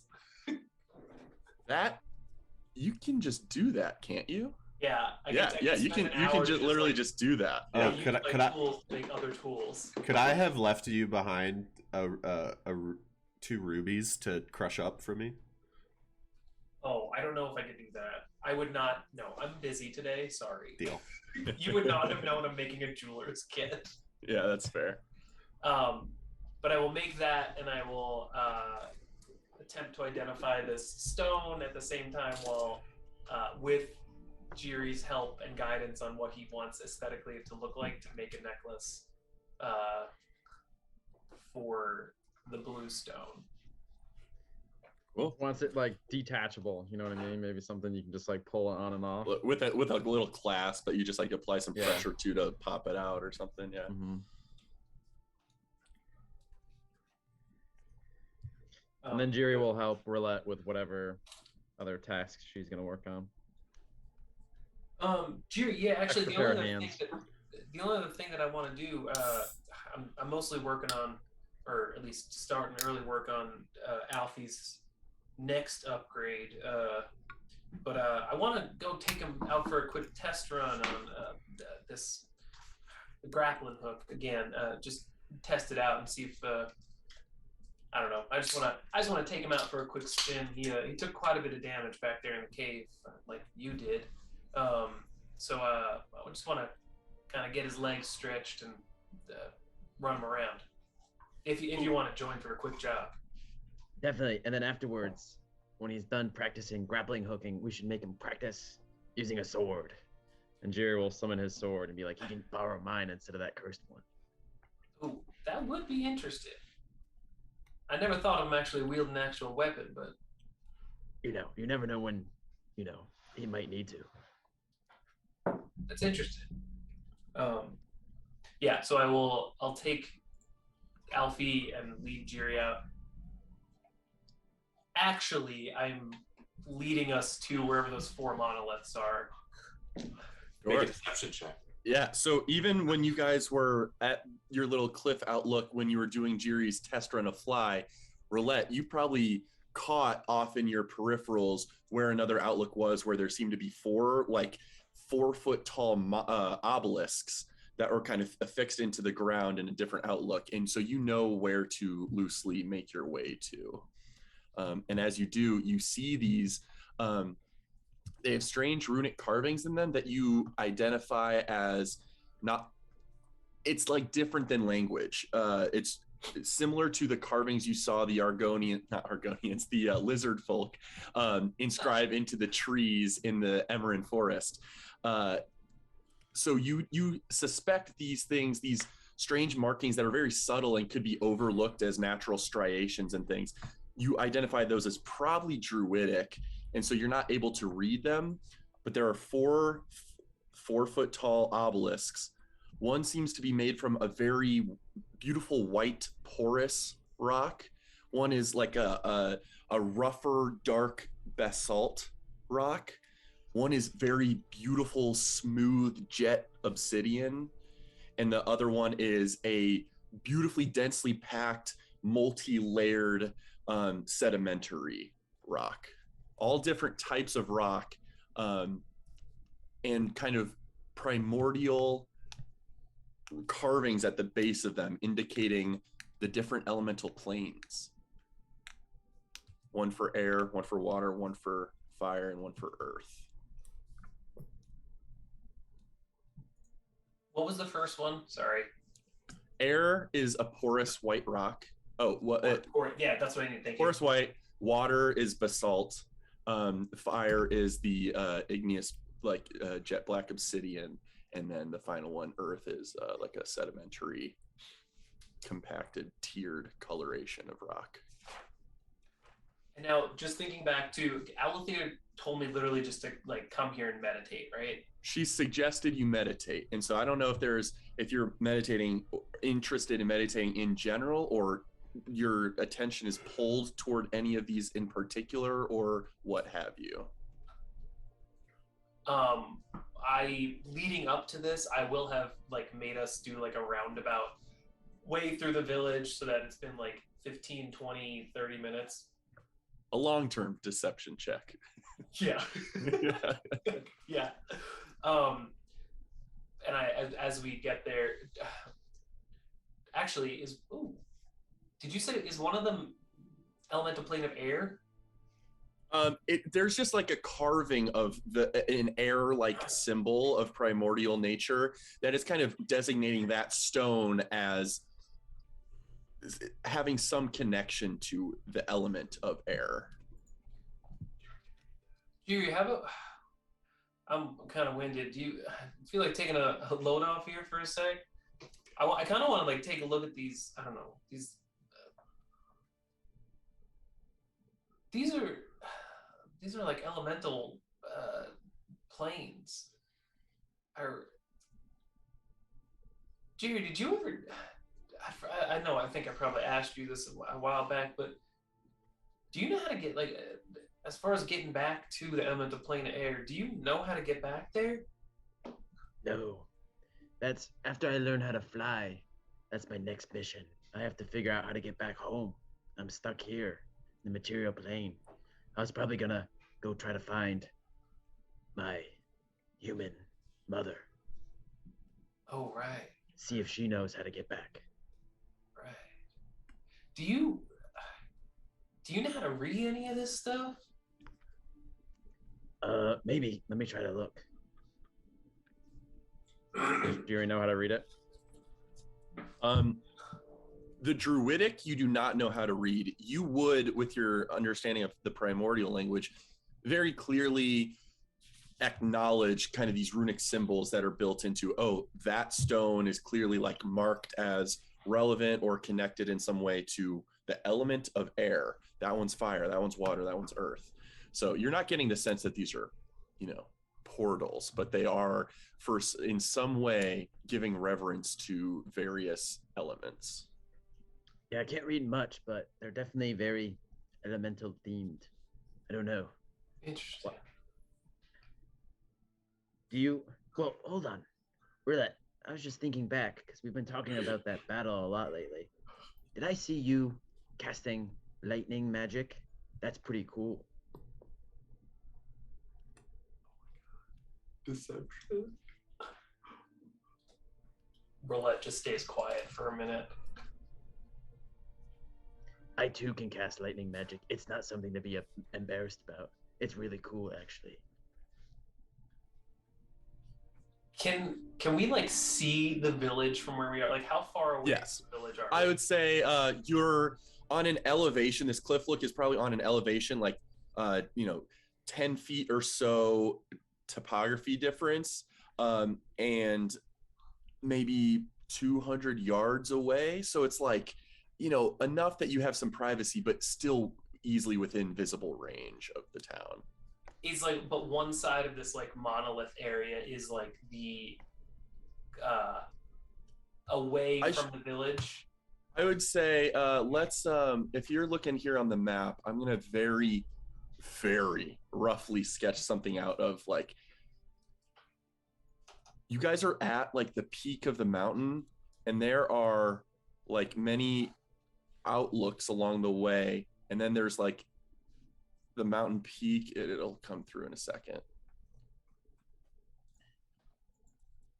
So like this large central situation, the village is roughly this middle square. The absolute peak elevation of the entire Mount Aulethier is this whole big chunk, and then there's just these like off-jutting situations over here that are various cliff outlooks surrounding the village, so that in different meditational practices and stuff take place there. So I will the last thing Jiri just said to me is like, I can make lightning magic too. I'm gonna step like past one of the monoliths, so that like the monolith is at my back, and then the village is beyond that. So like you can't really see it. Jiri, I remember one of the things you wanted to do was conjure lightning or something. You wanted to make lightning, and like you've got this sword now that can do it. Let me just show you something. And while I'm just like facing away, I'm just going to just deep breath in, and I'm just going to do it like at a downward angle out into the air, so that it's very hard to see. Yeah, certainly less visible. Okay. Yeah. Are you near any obelisk in particular for any reason?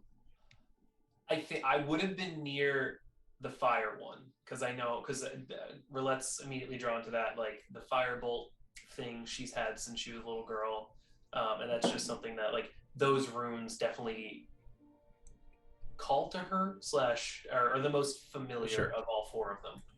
Okay, go ahead and make a wisdom check for me. Wisdom check. Not a saving throw, just a check. Jesus Christ. Ability checks are awful. Just a straight roll.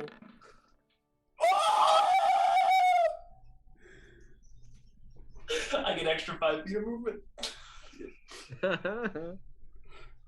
As you inhale, you feel the natural sensation, the buzzing energy just course through your throat. And from some unknown source nearby, you feel like an intense heat buildup within your lungs as well. And when you unleash this lightning breath downward into just the air, the range seems to be increased, and you can feel that the heat of that lightning is amplified in that moment.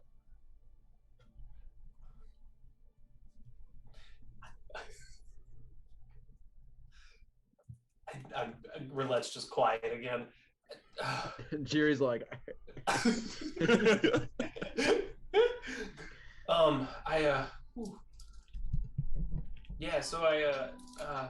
it's been that's like only the third time or so I've been able to do that.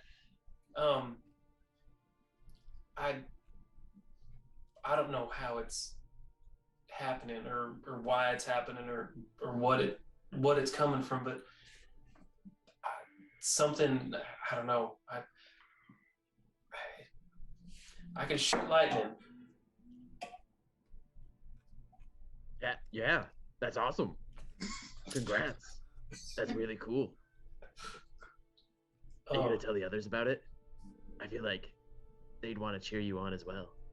I would. I'll definitely tell. I mostly.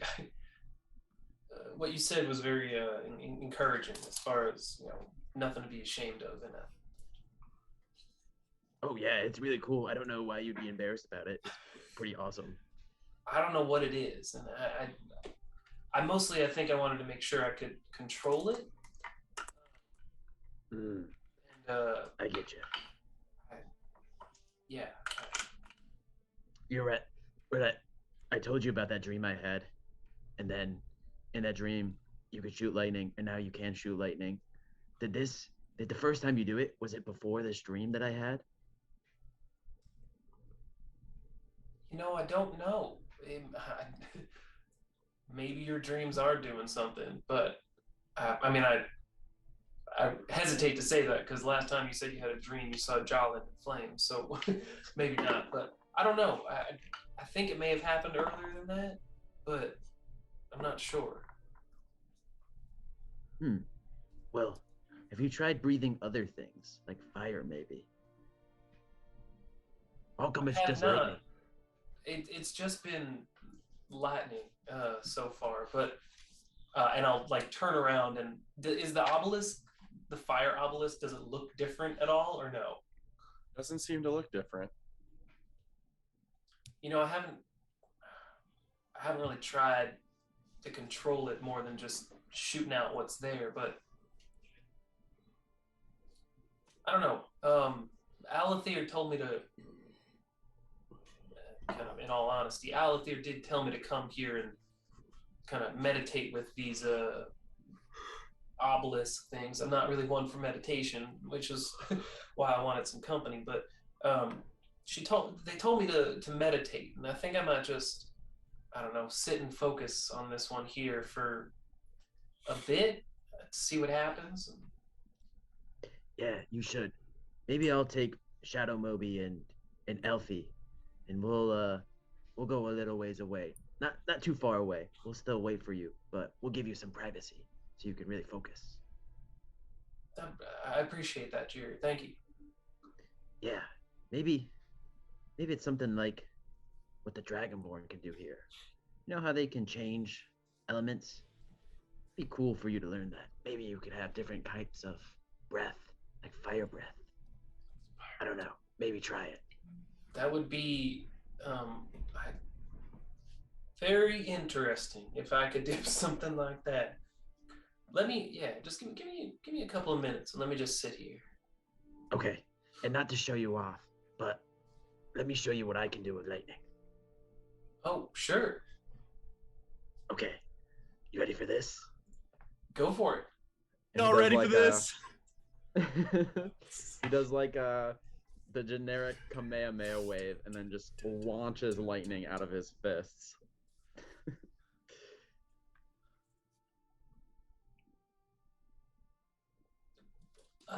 And it That- streaks through the air further than yours carried, Roulette. Oh, gee, that's And then- incredible. He pats you on the back and he says, "You'll get there someday." Listen, give me some time to meditate, and I'll see if I can catch up to you. Okay, I'm gonna go play catch with Shadow Moby and Elfie. Bye. That sounds incredible. Work on Alfie's dexterity skills. Okay. And he runs off. I will sit and I'll take off my glove that has the fire runes on it, and I'll just kind of like hold it in my hands as I sit in front of the fire obelisk. Okay.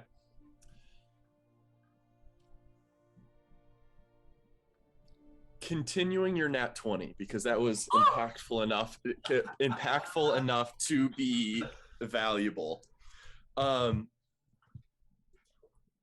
Yeah, meditation is not natural to you. You've been one of studying in the logic of things, just like working puzzles out, not, praying to the gods or self-reflecting and all that kind of mumbo jumbo. That's just like soft skills. You're all about the hard, tangible skills.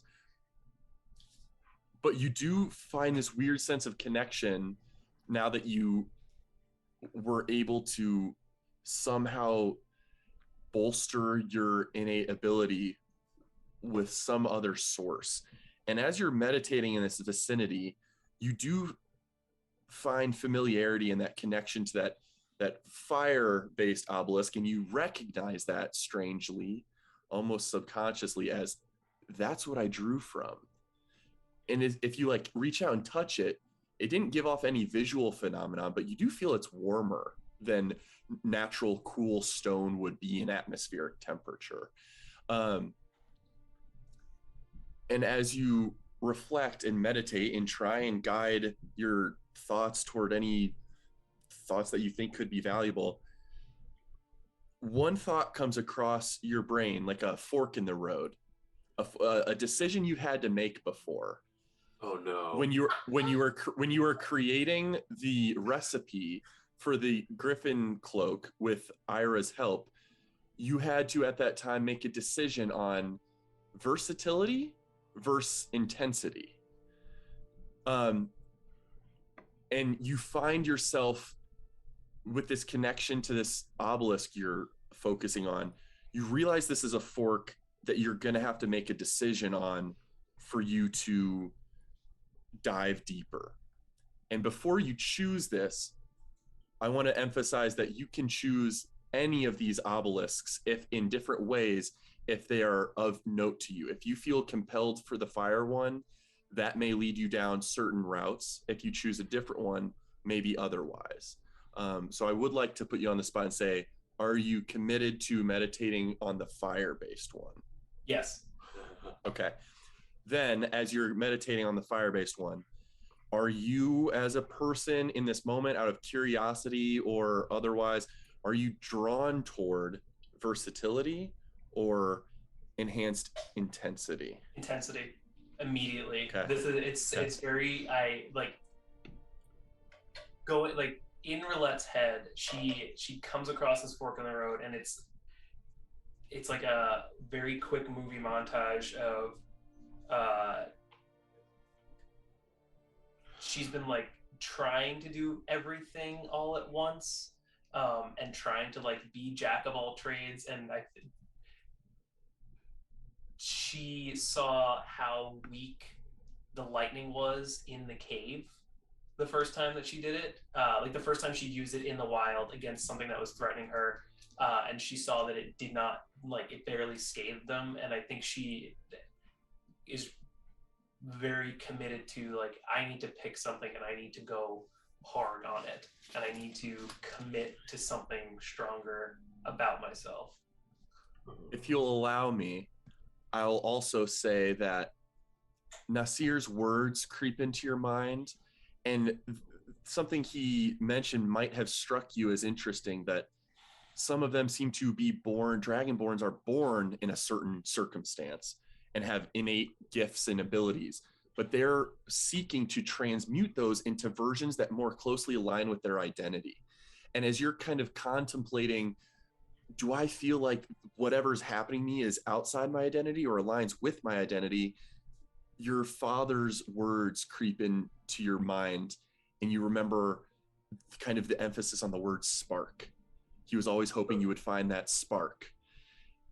And as you do, you inhale and you feel a sense of composure, like you are going to, in the future, be able to draw an enhanced intensity for your lightning breath, which will now be twice as long. So 60 feet instead of 30. And you can add your constitution modifier to the damage it deals.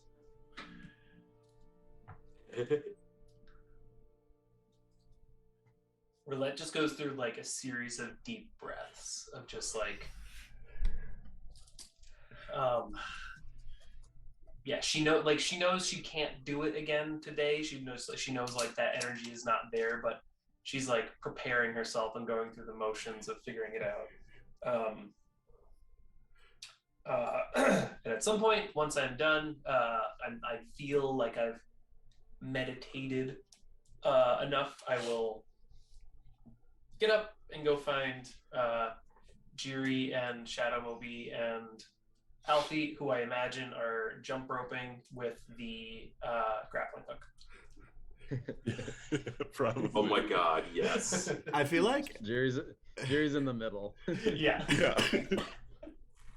I feel like Roulette is like the most applicable character to be like, when you say it's double the distance and +2, like that's probably actually kind of close to how she like characterizes things. It's like attributing stats to them and stuff.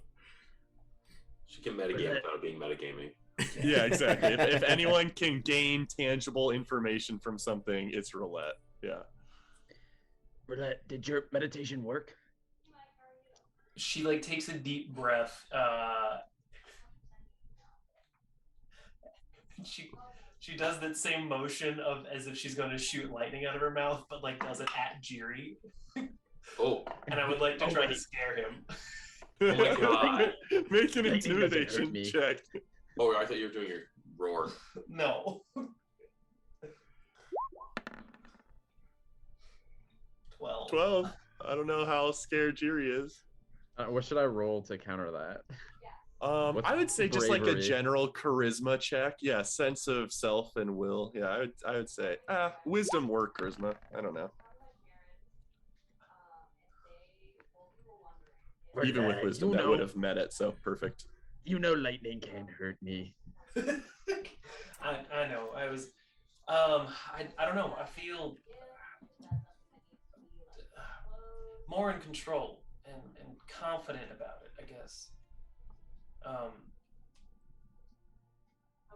Your words definitely helped.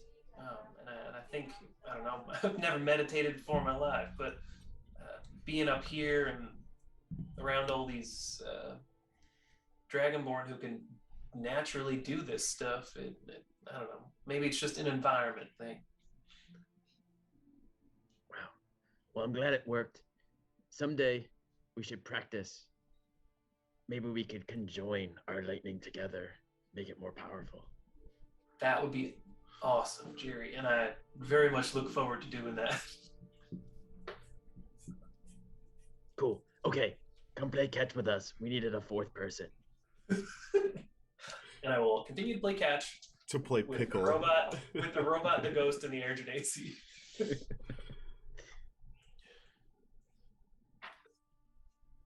Perfect.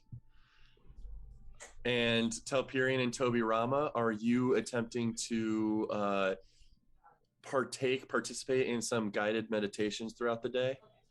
Before we do, I wanna stop and chat with Toby. So how are you doing after our travels up here?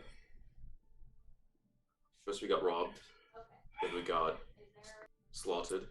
Yeah, my head's been all over the place a bit. I got really angry. I got really angry by that.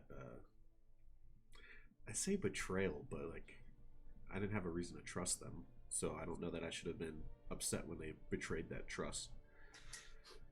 And then I thought I needed to be aggressive, and I couldn't help you guys in that cave the way I know I can. So I'm glad we made it out, and I think I've kind of reconfirmed my role, or like what I should be doing for you all.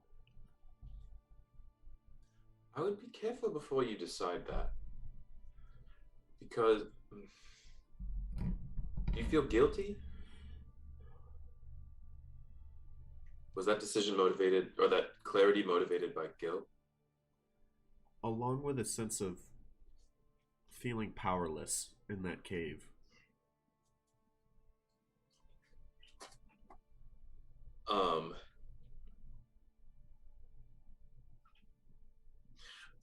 Last night I wrote down stuff I want to say to Toby, so I'm gonna That's try to be making. It's awesome.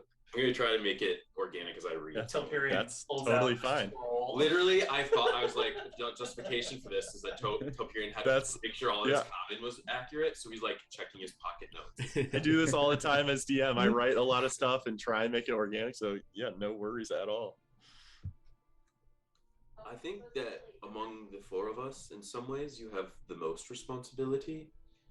Because, I mean, Roulette's magic is extremely practical and useful. Jerry's is flashy. I am offensive, but like, I feel like it often comes down to you, and your magic is kind of the crux of us, right? But no matter how many spells you spin, each of us is going to die. I'm moving towards my death right now as I stand here with you. But you should be light. Sometimes just pop out those wings to fly for the sake of it. Don't just take your spells because you feel like we need them. Just cast one that you enjoy sometime. You walk a solitary path, but you're not alone. It's very funny that you mention responsibility.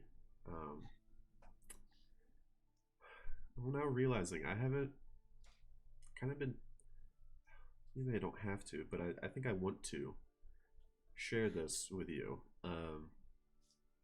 I have had signs and confirmations from Kelemvor. And he has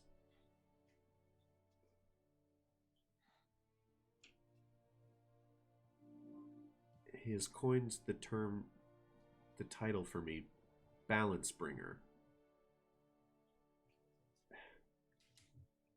And I'm so caught off guard by this morning's meeting with Aulethier because I was so convinced it was relating to Durast. And like, I feel like they're throwing our continent out of balance, and I'm supposed to help work on that. But hearing this talk about how the Nine Hells, their influences trying to creep into our plane of existence, I think that made me realize there's other perspectives, to not get too narrow-minded. That's why I feel so strongly that we need to go do this thing tomorrow. And at the same time, it's why I feel so strongly to carry on Gallus's will. I feel like he worked hard for balance. I don't know he would have characterized it as that, but no, I have felt a bit burdened by this granted responsibility. And I think you're right. I don't think I need to bear it solely on my shoulders. That's certainly a lot to be balancing all at the same time. That weight, plus feeling helpless and guilty all together. I think you should look at Jerry sometime, though. he's very lighthearted, right? I don't think you should. I mean, I'm 150 years older than you, or something. Maybe I don't know, but pretty close to exactly that. Yeah, I'm 25, close. and you're The 174. thing- 174. Yeah. and the things that you're dealing with here, I mean, the things you're dealing with here are extremely heavy. And if you labor under the weight of them constantly, all the time, letting them impact your every decision with no levity at all, I think your arms are going to be too heavy to hold any scale or compass to guide you. Hearing you phrase it like that, that doesn't really sound like balance to me. You make a good point. The last piece here. I think your eyes are sharper than most, but you can't see all ends. So I would take one of those scrolls that you keep that isn't enchanted yet, and I would just write some words on it, like guilt, and then just burn it. You've tended to the wounds of each of us many times. You've dealt with the loss of Gallus. I just want you to know that we're your friends, and we're lucky to have you. And we harbor gratefulness more than anything else. Toby gives Telperion a real big, tight hug. I think it's our first not group hug. What's the height difference between you two right now? I'm just wondering. I think it's 6'1" to 5'4" ish. 5'4". Or I'm real short. Yeah. I'm real short. Yeah. My face is like buried in his chest. Like I don't have my armor on, so it's not uncomfortable for the Yeah. first time. Yeah. And I give you a big hug back. Those pecs are so welcoming. They're firm and resolute. You smell like a father figure. It's like a daddy figure. Holy shit. Took a hard turn to the left. Before we go meditate, I wanted you to have some new ideas in your mind, and not just dwell on the hardships of the past few days. Thank you, Telperion. It means a lot to me. You're welcome. Shall we? Let's. All right. And so you guys are free to probably, over the course of the next several hours, make it to 2 or 3 different types of meditations where Nasir leads 2 of them, another Dragonborn leads another. 2 of them are almost entirely silent. One of them is a little more lecture based about, letting the elements and the energies of the world flow through you as you direct. And it's all very high level philosophy, mostly is what these people are preaching. But for whatever reason, they are able to take that philosophy and make it tangible, reap tangible benefits from that mentality through the harnessing of their own energy, ki, breath weapons, etc. None of that is necessarily on display in their meditations, but it has been somewhat clear that lies in different capabilities throughout most of these Dragonborn individuals. And Nasir welcomes you once more to join him in the morning, him with his red/copper Dragonborn skinned ally Linuxar, who will help guide the meditation in the morning in the attempt to imbue you all with protective resistance to pain from flame. But otherwise, you guys are able to kind of conclude your evening and meet back up at your abode.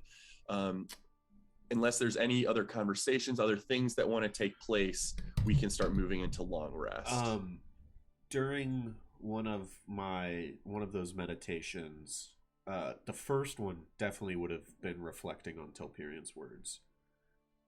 Another one later would have been, I would have taken out my now known to be Auroris minted platinum coin. Kind of meditate on that. Telperion brought up the term again this morning. You might be an angel like Toby, and Toby's just going to realize he hasn't really reflected on his origin in some time, and that'll kind of be his focus for one of the meditations. Okay, go ahead and make a just make a general wisdom check for me. There we go. Okay, so you're able to guide your meditation. The word angel might give additional subject for focus, especially since the symbol of Aurora seems to be like angelic wings sprouted around a central sun.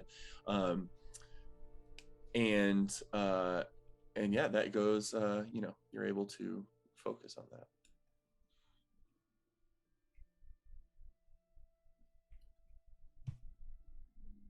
Anything else from anyone else before you guys kind of conclude your night, settle down for the evening, ready to prepare any spell lists if that's a capability you have for that, possibly the next day's venture into the unknown? Jolteon fell. No. I'm just thinking about what I was meditating about, but I don't really have anything else. Okay. Oh, I guess at some point over dinner or right before we go to bed. So, and I'll just like look over at Jiri and then look back at everyone. So you may have seen a bit of lightning back in the cave there. Oh. Toby, I kind of mentioned this to you a bit ago that something happened, but short version, I can breathe lightning. Don't bother asking any questions about how or what or why or I do not know. I really do not know. I know that I do have a good, firm control over it, though. And I know that I can use it when I want throughout the day. But, yeah, I just wanted to share that. I like look around the table. You two are nodding. Are you looking like sweaty or anything? No, actually, no. So, and I think because Toby has seen this, Jiri has seen this. I don't know if you've mostly because I don't think Toby has seen the exhalation of energy. No, you saw the crack. Oh yeah, you No. heard the crackling, but you also talked to it at once. And yeah, no, sorry. Toby has seen Roulette looking nervous and like trying to deceive. Jiri has also seen that where like he's like Roulette goes quiet. So you two, not Telperion, specifically notice that Roulette is like sitting taller and is definitely looking just more confident, like just very the opposite of like trying to hide something. She's very like poised and confident in talking about this. Yeah. Then I feel like Telperion misses the weight of what you're saying a little bit. He's like, oh, nice. Does it hurt? No, it's if you get in the way of it, it does hurt, but I don't know.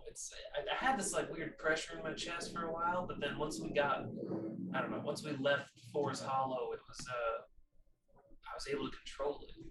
I guess I got enough of my bearings about me that I can just do it, and I kind of just shoot lightning. Is this confession time then? I wasn't planning on it, but do you have something to confess? Well, I did read Jiri's mind today. Oh, and I've never done that did you before. ask permission? Actually, I kind of did. Oh, okay. After He you got in didn't there? fully tell me what he was doing, though. I didn't fully know what I was going to do before it happened. But I also think I can do a little bit more than that.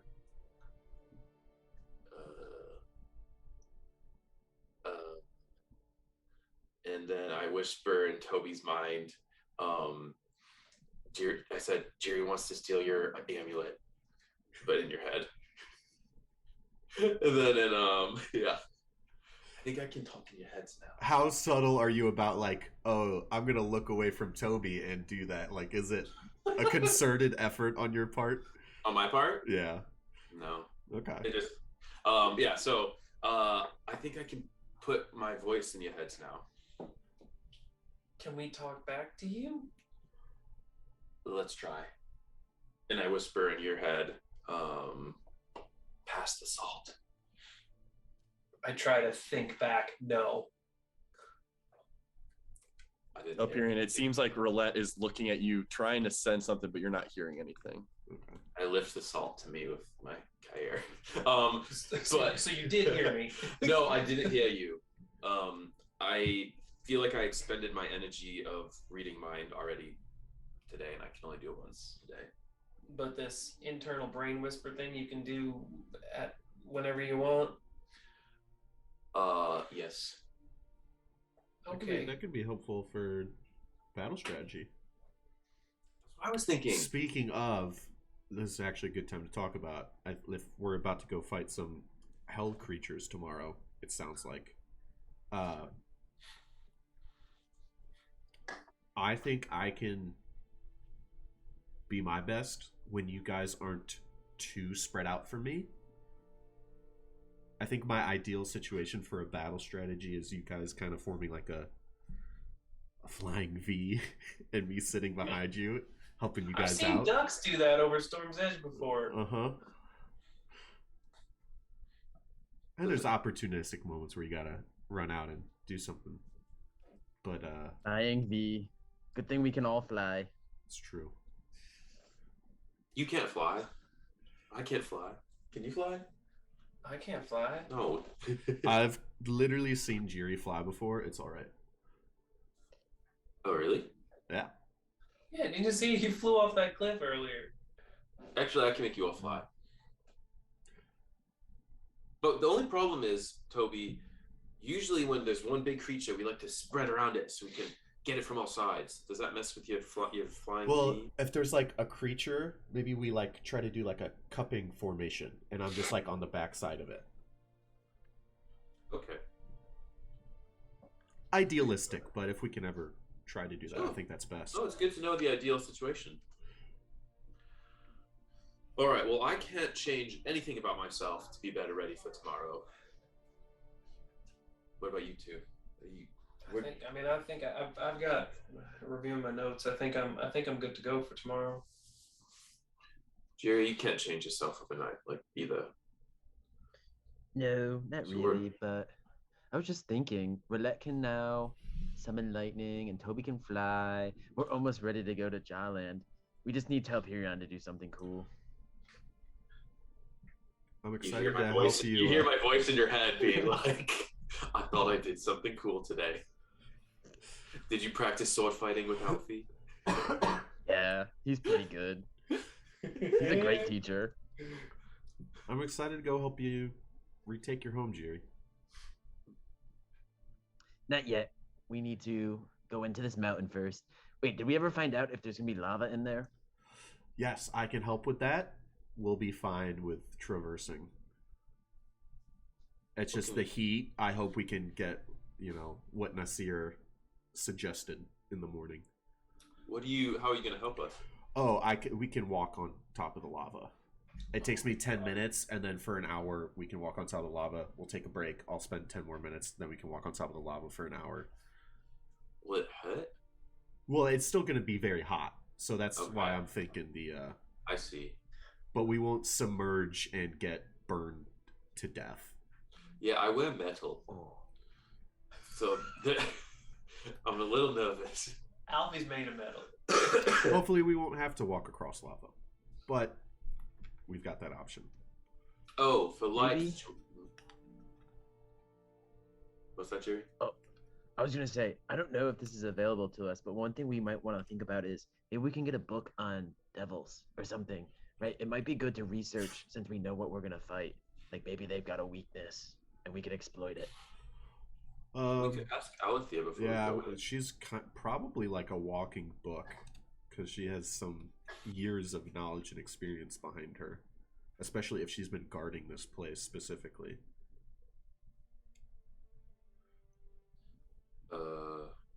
Shit. Oh yeah, so for light, because we're gonna be underground, I can turn on my sword. I will. I don't know how long, but it'll be a long time before I don't prepare a bright, darkness overpowering light spell. Okay. For each day. So we have you with a one light spell. Can you? You can make light with your little. I can do little spurts that are helpful, and maybe I can shoot an arrow with a light on it to ascertain distance. Yeah, I can make all sorts of light. Okay. Ooh, well, that made me this necklace. Look it's a light necklace. Oh, Jiri, we're matching. I know. Now if somebody tries to steal our medallion, they won't know which one to steal. I side-eye Toby and I say, "See, he's gonna try to swap them next." All right. Well, that's all I've got. I love the idea of Jiri even rolling a nat 20 on a sleight of hand stealth to swap them. But it's like, dude, one's black and one's blue. One's incredibly potently magical. And then one is the medallion. Oh. And then one is the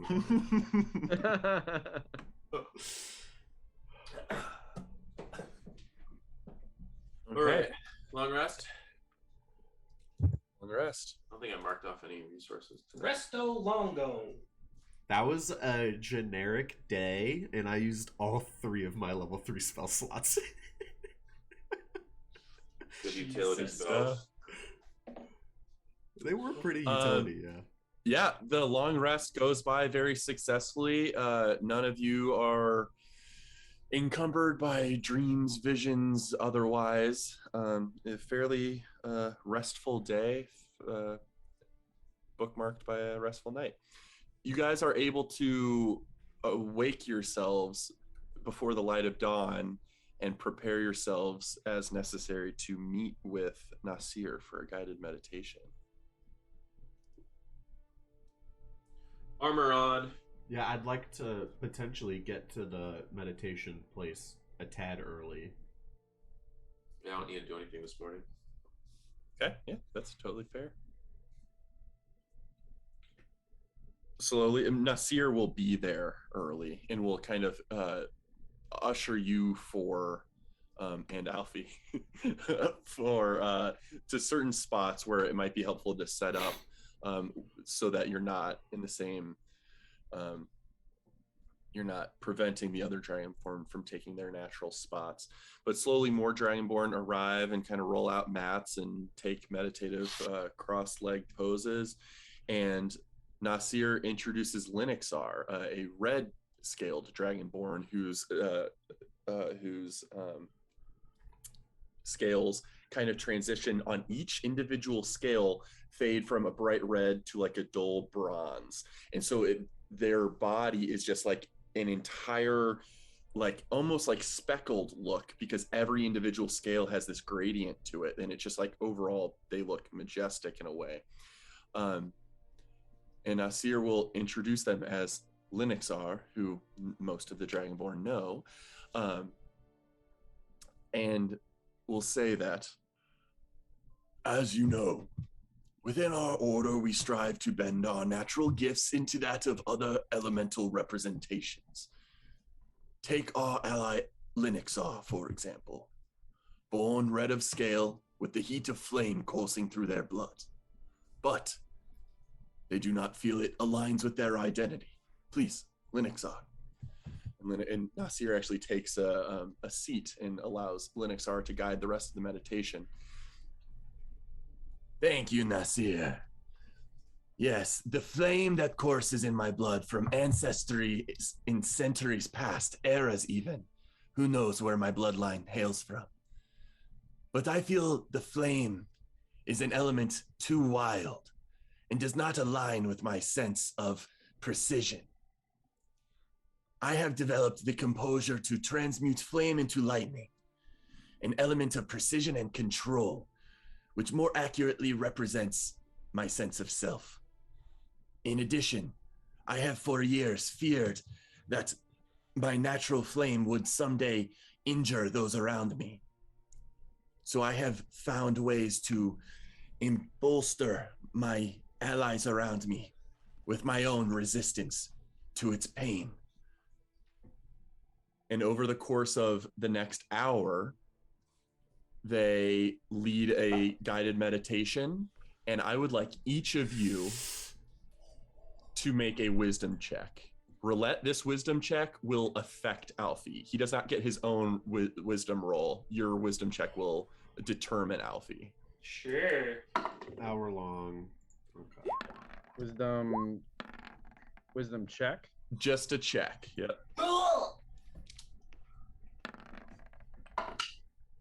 Yikes. Three, 4. So Toby 11. looks like is the only one that's above a 10. Toby, please roll a d4.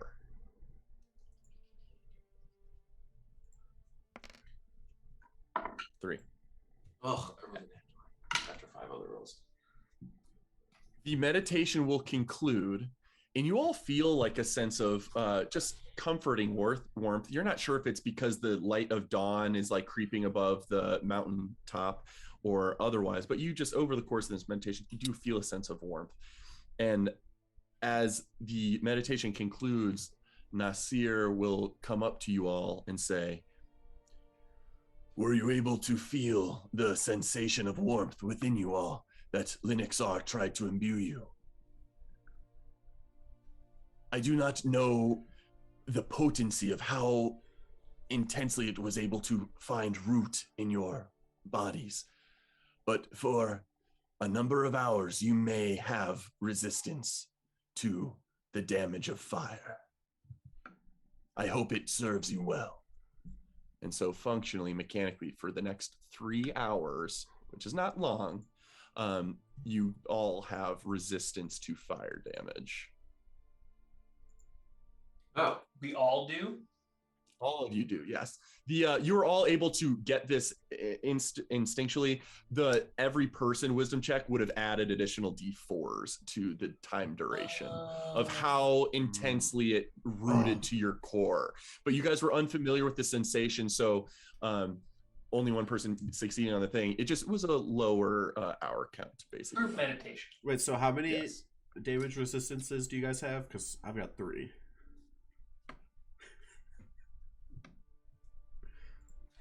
Any of them force? I swipe you with my sword. I'm not resistant to force.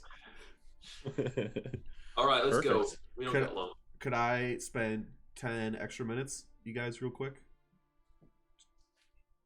Can we do it as we're walking? Can I ritual cast as I'm walking?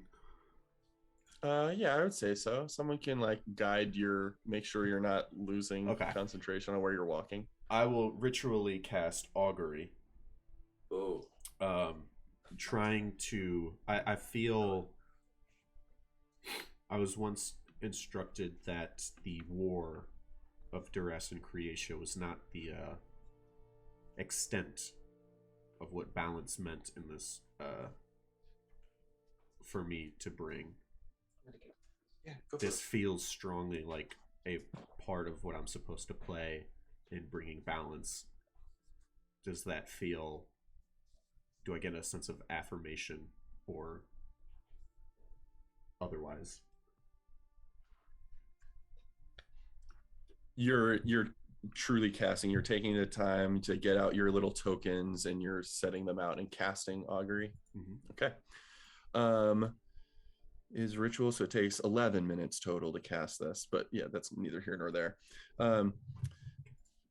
You do this, and reaching out for sense of weal or woe that you've experienced in the past, You get no response, no indication of whether this is very clearly in your favor or poorly out of your favor, which to you, you instinctively know is just an uncertainty. There's nothing especially good or especially bad about your intended course of action.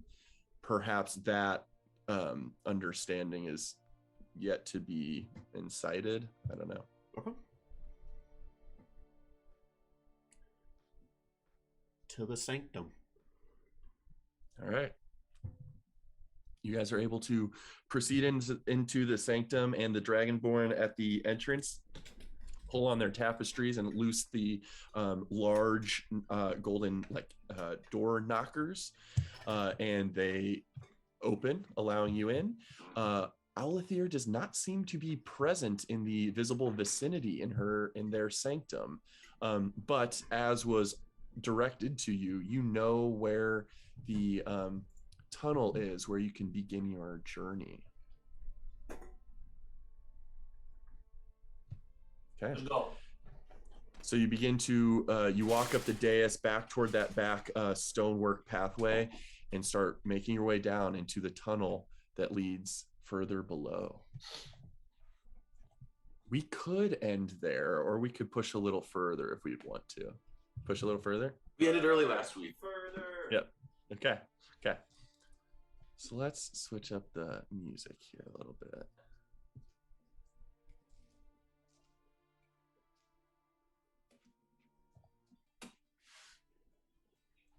Wait, that's the wrong one. Is it this one? I didn't write this one down. Nope. That's the boss band. I think it's this one. Yeah, I think it's this one. So as you begin your descent into the tunnel carved into the stone, you begin your journey, and it starts to wind before, over the course of 10 minutes or so, proceeding downward further in. This tunnel certainly meanders in a specific odd pattern of switching back and forth, and then starts to open up more into just subterranean cavernous spaces. And we will bring you to specifically here to start. And you are getting an increased sense of heat throughout the entire space. And you arrive in this cavernous space, and you just feel the heat in the permeation of lava in the space around you. And you arrive kind of in this bottom area. You cross a shoddy but structurally sound wooden bridge and find yourselves here with another further entrance out ahead. So we're aiming for the flame door? Yes, there seem to be arcane braziers that are lit and signaling the archway set into stone. I'm gonna move Telperion. So this is what we just did essentially to get to where we are. No, you guys arrived. No. You guys arrived right here, and because this is a large stone wall. I see. Okay. So you guys just proceeded here and then make your way. Okay. Up toward this way, but yeah. All right. What do we need to do? Eyes open.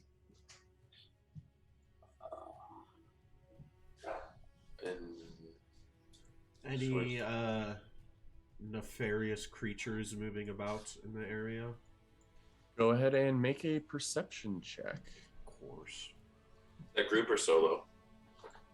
Anyone that wants to can make it. Dare you to beat me, though. Oh, roll a 2, which is a 5 total. 5. What's from roulette? I didn't roll. What is my perception? My computer just restarted on me, so it is a 12. Okay.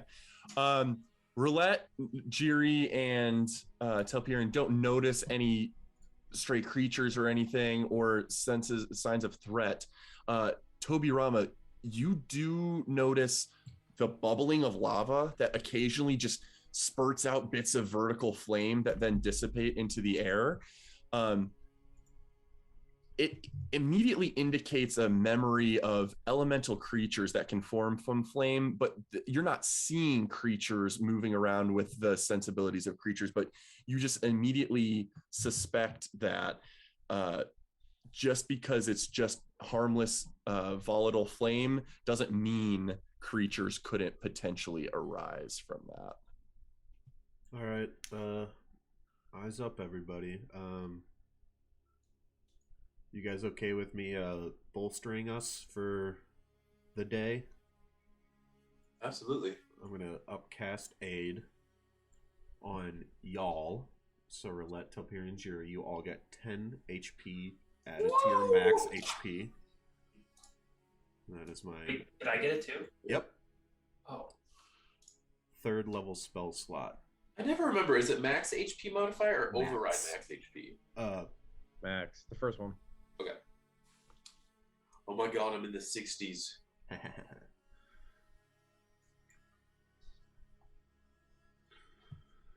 All right, I'm just gonna keep proceeding. I assume we get to the stone bridge, and this looks like Yes. the only way across. Yeah, and so this bridge seems to be of well-made construction.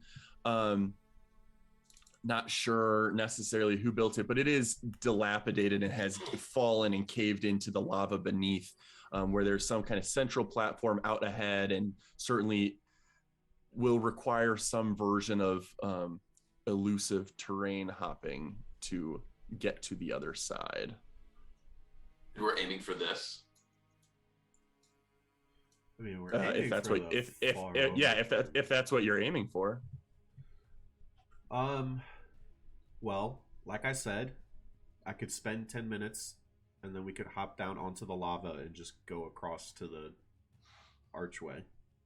We've got the resistance to the heat for a time. Might as well make use of it, I think. How far does this space look? I'd say 25 about feet. 25 feet. Oh, okay. Yeah, I can't jump that far. Yeah, and that is Yeah. the same elevation. And then it is about a 15, 20-foot drop down to the lava beneath. Does this Elfie's area got a look? grappling hook. Does this area look sheer? Like if we were at the lava, could we climb up? There's correct. Yeah, it looks staggered and rough enough that climbing seems reasonably available. I guess we could try to walk on it. I'm a little nervous. I don't know how much it'll hurt us, even with the fire resistance. Probably a bit, but I wouldn't think too badly. But like, As a note, the ceiling in here is probably 60 feet high or Okay. so. I could carry also us all spend across. I could spend a minute carrying us all across. you can also levitate some people across. Or I could carry us all across, Toby. My point is that the walking on the lava expends no resources Except health. except health, which we could short. Jerry can levitate, and I can push him, which only takes his levitation resource. Jerry can fly. Yeah, Jerry can fly, and I'll help. And then, if you had a rope over on that side, I wonder if we couldn't make a little. I don't know. And then I could carry Alfie across if the rope is affixed to him. Yeah. I can levitate Roulette over. I can't levitate myself over. Although, if I have a big rock, maybe I could surf on it. Are there any loose big rocks around here? Yeah, there are various rocks either poking out of the lava on the ground that are not fully submerged by it. So yeah, you could identify some rocks to pull Can toward you- your direction, or Can you sit on your shield and then levitate your shield? That's a mechanic I haven't tried yet. Don't know what the DM would think about it, but I could try. Yeah. I think you can certainly try. Yeah. Yeah.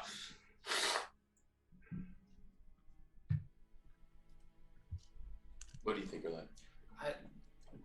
I got like one thing I can get one of you all the way across real quick. It's the same thing I did to that troll or giant thing that we were fighting.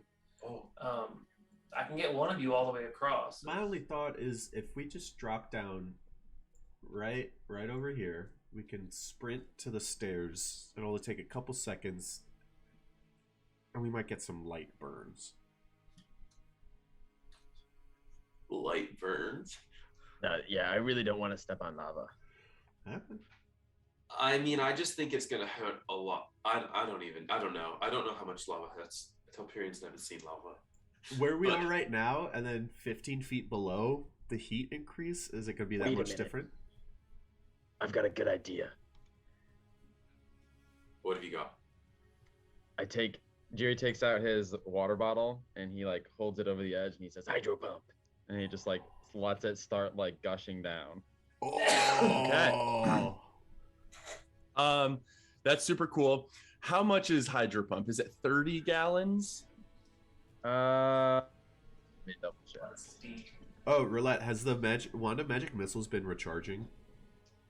Yep, it's back at full. Nice. 30 gallons of water. 30 gallons of water over a span of roughly 20 or so feet of distance.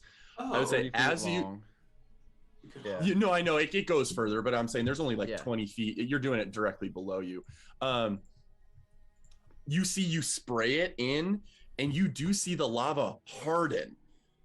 But over the course of just a couple seconds after your initial gush, it does start to break apart and crack, and the lava takes it once more. So you get, and there's an immense amount of steam released in that process too.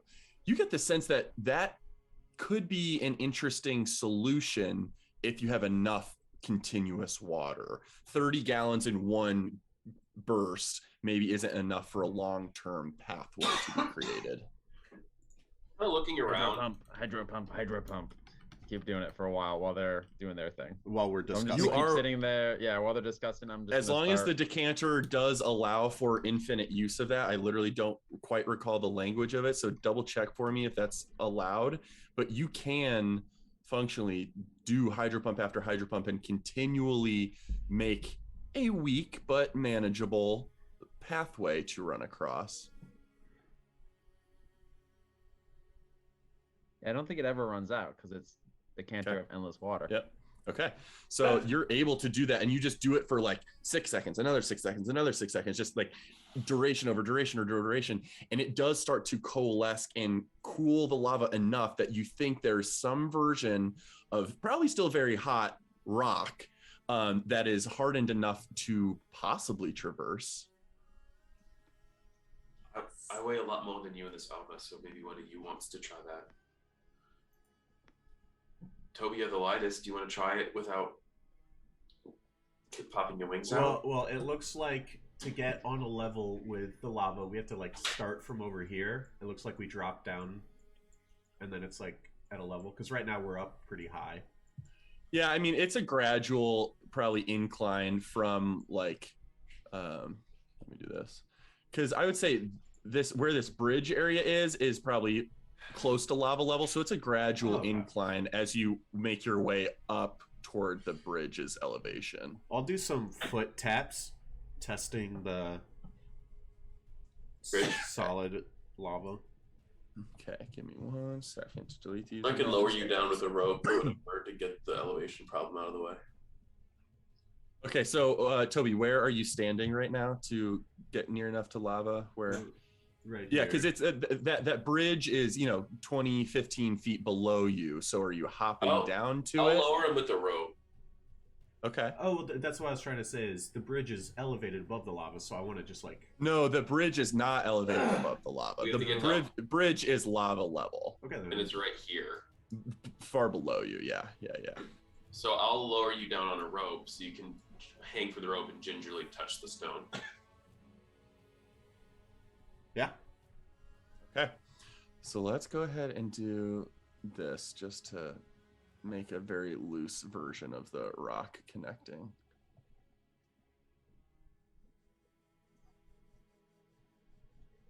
Okay, so a pathway of molten rock is solid enough to potentially stand on.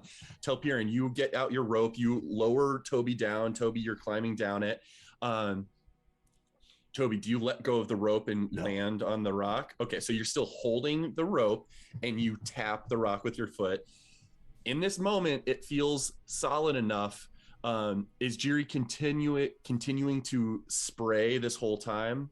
Okay, so just a constant spout of water from Jiri. So Toby Rami, you're probably going to get wet in this venture running across this bridge that he's making. But as you tap the rock beneath your foot, you immediately feel a very intense sensation of heat, although it is solid. And you suspect, even after just tapping your foot to that, the rock being there instead of magma will dramatically reduce the pain of running across, but there will still be pain associated with the level of heat. Okay, so let's combine these things. Let me take 10 minutes, do the water walk, and we'll do the water spewing bridges. For the record, I can't do the bridge no matter what, so I'll have to get teleported over or something. Because I'm going to be too heavy in my armor. I'll climb back up the rope real quick. I can take care of it. Let me get halfway across with Alfie. Jesus. Let me get halfway across with Alfie, and I can pop you over to the other side. I'm going to start taking 10 minutes to cast Water Walk ritually. Okay. I want to, while he's doing that, I just want to look around, and I know that I can move a large boulder, but I know I can't wrench it if it's like attached to something. So I just want to see if there's anything that looks like loose, like a large rock that's not attached to the ground. I would say there are boulders in the vicinity. I would say the ones that are maybe affixed to the ground or too large for you to affect are probably like, these enormous ones, but these smaller ones and maybe this one that's on top of a larger kind of platform plateau, some of these are within your ability to move free moving stone. Mm-hmm. Okay. Oh, I can make a little bridge that I can hop over without wasting a teleport then. I'm gonna go over here while he's doing the water walk. Yeah, because even if any of us stumble and fall, that's going to be better than not having it up. I have to get within 30 feet to move it. Is this the closest I can get? Well, you could go back across the bridge. You could go further south. You can strafe that. Okay. Yeah. So this could be very Zelda puzzly. As you go to a specific location, you levitate it into place, reorient yourself, grab it from a new location. You just keep shifting it kind of to where you need it to be. Oh. Yeah. Oh, I can do this. Interesting. Well, this is a height problem. It is a little bit of an elevation shift. Because this is due across, right? Yes. Yeah. Yep. Okay. I'm just going to, while you guys are chilling over there, I'm just going to experiment. I'm going to run 10 feet and then jump over on here. Is there room for me to land? Yeah, I would say on that platform there's room for you to land if you feel you can make that 15-foot jump. I can jump 18 feet. Could I give you the ability to not submerge in lava if you were to trip and fall first? All right, I'll wait for this and then we can do that. But I theoretically, don't have to even roll to jump my 18 feet. That's what I was just gonna look up, is if you get that for free or if you need to make an athletics. I know I get it for free because jumping. I just investigated the strength stat a lot. Okay, cool. Yeah, I would say if you're trying to make it 20 feet, I would need an athletics check to go further than the 18. And if you land in difficult terrain, there's some dex acro involved, but. I think that if I can jump across, whereas because I'm too heavy for the bridge, and I'll save you the teleport. I have it just in case. Perfect. I will have that at the ready, not prepared, but like I know that I'm gonna be I can cast that if I need to. In fact, I'll stay here and I'll watch you guys go across. Jiri, if anything goes wrong, just levitate up and I can push you really easily. So that's not a problem. Okay, and if you catch on fire, I'll put you out. All right, and then I'll do my jumping over here, and then if I fall, maybe you can teleport me as I'm falling. Of course. And then, of course, Toby has his wings for utmost emergencies. And Alfie is hopefully not as heavy as we are. Nah, he's not as heavy. Okay, so who's first? Who's doing something first? Water walk will complete if you guys are taking the 10 minutes.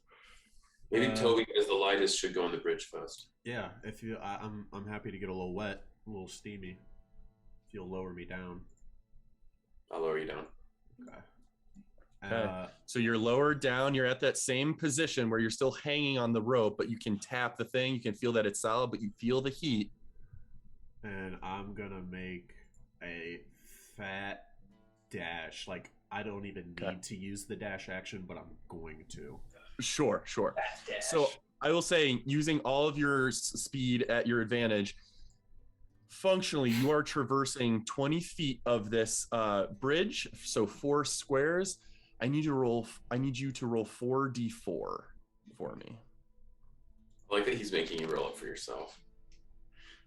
And reduced by half from your fire resistance, you take 5 points of fire damage as the molten rock, cooled enough to solidify, but still not cool in its own right, is enough to start to sear your feet as you're running, but you do successfully clear the distance and get up to the higher level of terrain.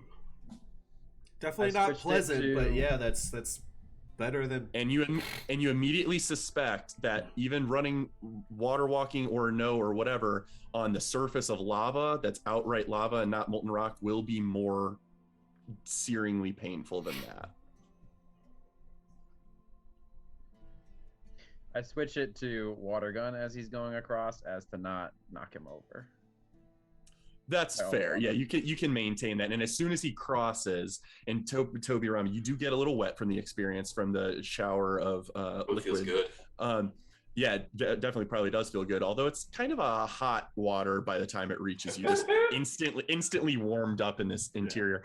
But you get to the other side, and Jiri, as soon as you finish, you switch to water gun for just even a couple seconds, and Toby Rami gets to the other side, and already you start to see little cracks in the bridge as the reduced flow is not going to maintain its structure. But if you're able to switch back to hydro pump, no problem. But yeah, hydro pump. Okay, so you are able to continue your hydro pump. Who's doing something next? I'm going last. Roulette will get lowered down by Alfie's grappling hook. I will climb up to this top platform if I can, and I'm gonna ready myself for damage control of jumping down and flying to grab people if it looks bad, but not popping out the wings yet, but just that's my anticipation. Okay. Okay, Roulette, you are lowered via Alfie's grappling hook. You are in a similar space where you're still hanging on. You can tap the bridge to make sure that it's secure, but it is hot. Are you going to book it as Toby did? Following Toby's example, I'm going to do exactly what he did. All right, 44, please. Reduced by half. So 4 fire damage to you as you sprint across. Come on over. He probably doesn't have fire resistance. I don't know. It's a good question. Did Alfie get the fire resistance with us? I guess we'll find out. I will shout back over. Telperion, help him down. He just grab the grappling hook and then he'll reel it back in. Give me 1 second. I need. Oh, fucking Christ! All of my tabs closed. It's 5 plus. No, I forget how many. Oh, for his hit points. Yeah, it's like 5 plus artificer level. It's 5 plus proficiency time plus 5 times artificer level or something. 30. So he has 30 something. I will look it up while you're doing 38. this. I can go get the book. Tasha's. Oh, 5 plus 4, Oh, I can 9 check it. I have Tasha's pulled plus up. 30. I would get my guess is 39, but it might be like 2 plus. No, but it's 2 plus intelligence modifier plus 5 times the thing. I forget. Battlesmith. Telling you, just play it out. Steel Defender. Hit points 2 plus your intelligence modifier plus 5 times your artificer level. 36. So 36. Yeah. Telperion, lower him down and I do.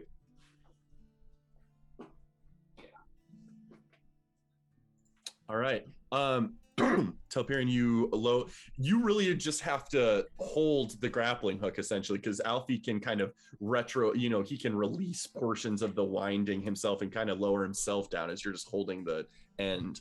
And as soon as he's near the base of that elevation and ready to roll across or run or however he's running. doing it. He's not rolling. Okay. He wants Okay. fewer points of contact. For sure. If he's doing that same thing, go ahead and give me another 4d4.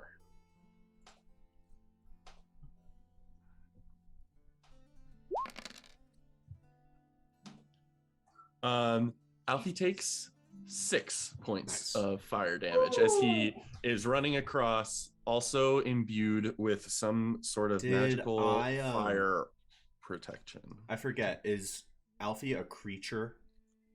He's a construct, so not and a therefore creature. not a creature. Okay, so which not is water actually why he was able to let go of the sword. Because he's a construct, not a creature. So Alfie made it? Alfie made it. It's really not too bad. 6 damage. We got a 4, a 5, and a 6 so far. 2.5. Oh yeah. Cool. So below average, kind of. Okay, so Alfie's across as well and is able to climb its way up to join you. Jiri and Telperion. I'm last. Go, Jerry. All right, Shadow Moby's turn. Go ahead, Shadow Moby. Jump down there and run across. Great question. It has. I'm literally I know just how much curious. HP it has. It's got 1. Is this a familiar or is this a I think he said servant? Unseen Servant, I think he said a while ago. But, like, do you cast him every day? You'll have to ask Jerry that. Jerry, on Shadow Moby's Yeah, not needed. that's pretty funny. So I was looking for if there was a fly speed associated with Unseen Servant, but you see Shadow Moby, Unseen Servant. Well, you barely see him. Jiri, you know where to look. The rest of you have a hard time ever seeing Shadow Moby, but sometimes you do catch a faint glimmer, shimmer to the air that indicates where his form is. But unless I'm mistaking something, Shadow Moby descends and then just immediately No, Shadow Moby. But then Jiri resummons him right next to him. Perfect. You are That was able a to close do one. so. All right, I'm not walking across that. If it's too dangerous for Shadow Moby, it's too dangerous for me. And he takes his boots off, ties them together, puts them around his neck, and hovers across. Yeah. So I have to using carry you. levitate. You can push Yeah, him so losing off. levitate in your initial ascent, you can launch yourself with horizontal velocity to clear that, which you are able to do. But when you are Well, I don't even suspended in need to air, rise, right? I can just stay at the same Right. height and Just push. Correct. walk and then Correct. be walking in air. yeah, I just imagine if there's a bridge, I just imagine you're not like letting yourself fall to horizontally push. You're probably there's some version of a jump in there. Yeah. Okay. Yeah. Yeah. But yeah, so you're able to jump, and with levitate, the momentum just carries you across. And I carry Shadow Moby with me. Okay. Perfect. So I go over here and I ask Roulette to prepare to cast Vortex Warp in case we need it, in case I fall hideously. There's enough landing space for me here. There is enough landing space for you. Okay, then I get a 10-foot jump, run, jump, and I hop over here. I am making sure I have line of sight on him. I have Vortex Warp ready. It's not a reaction. You're not readying it. Yeah. You just have it in mind available. You are able to jump there, and you your momentum kind of hits the boulder in front of you, but it's enough for you to like catch yourself against that. Beautiful. For sure. Is there enough space for me to? You're going to be hard pressed to get a running jump there. Is the boulder causing that problem for me? The boulder is causing that problem, and it is also of a size category that you could affect. Cool, I'm gonna do that. All right, so with my telekinetic movement, I'm going to lift this boulder over here. Okay. You can do so. Telekinetic movement, you lift it, hoist it up, and you just force push it to the location you want, and then it will kind of drop and sit in the lava. Yeah, Zelda style, moving that boulder in case we need it for later. And then with that room, I'll take my 10-foot jump and get over here. You are able to do so. And then I will do that one more time and join my friends, looking fucking badass as I do it. Yep. Trip him. Fuck you. Let me have it. We're gonna do that, and we're gonna do that, and we're gonna do this. Another clicking things. There's another boulder there. Just a general reminder. I did my free telekinetic movement, and now I can do psionic dice for that instead now. Which is how many? Yep. 6. Okay. Yep. It's funny that you're all right. So it looks like Jiri's investigating. Yep. No time to wait. I'm taking 1 minute to mend Alfie. Okay. Yep. You're able to do so. Back to full. Does that even take him? Does that even take a minute? You can do that as Mending. like an action. You know. Mending is a minute, yeah. Oh, that's right. I always forget that mending the spell takes a minute to cast. So awkward that it is. He can do the repair instantaneously, but he can only do it 3 times, so I don't want to do that.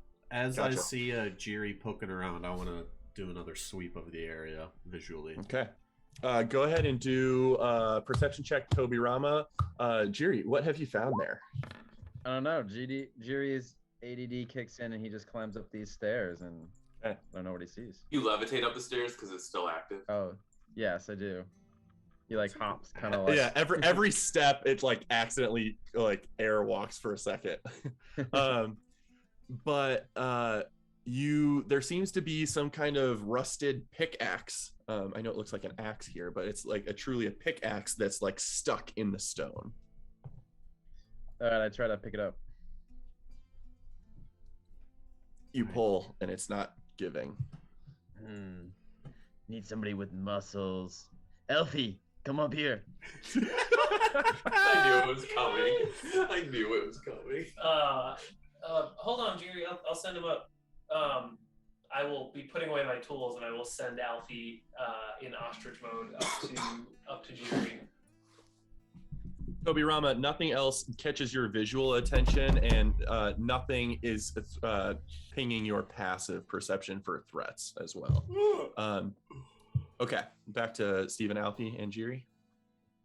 Yep. So Jiri, Alfie, and Shadow Moby all try to lift this up. Okay, Shadow Moby just puts a hand of virtually invisible steam out and seems to be making contact with it. Strength of 2. Yep.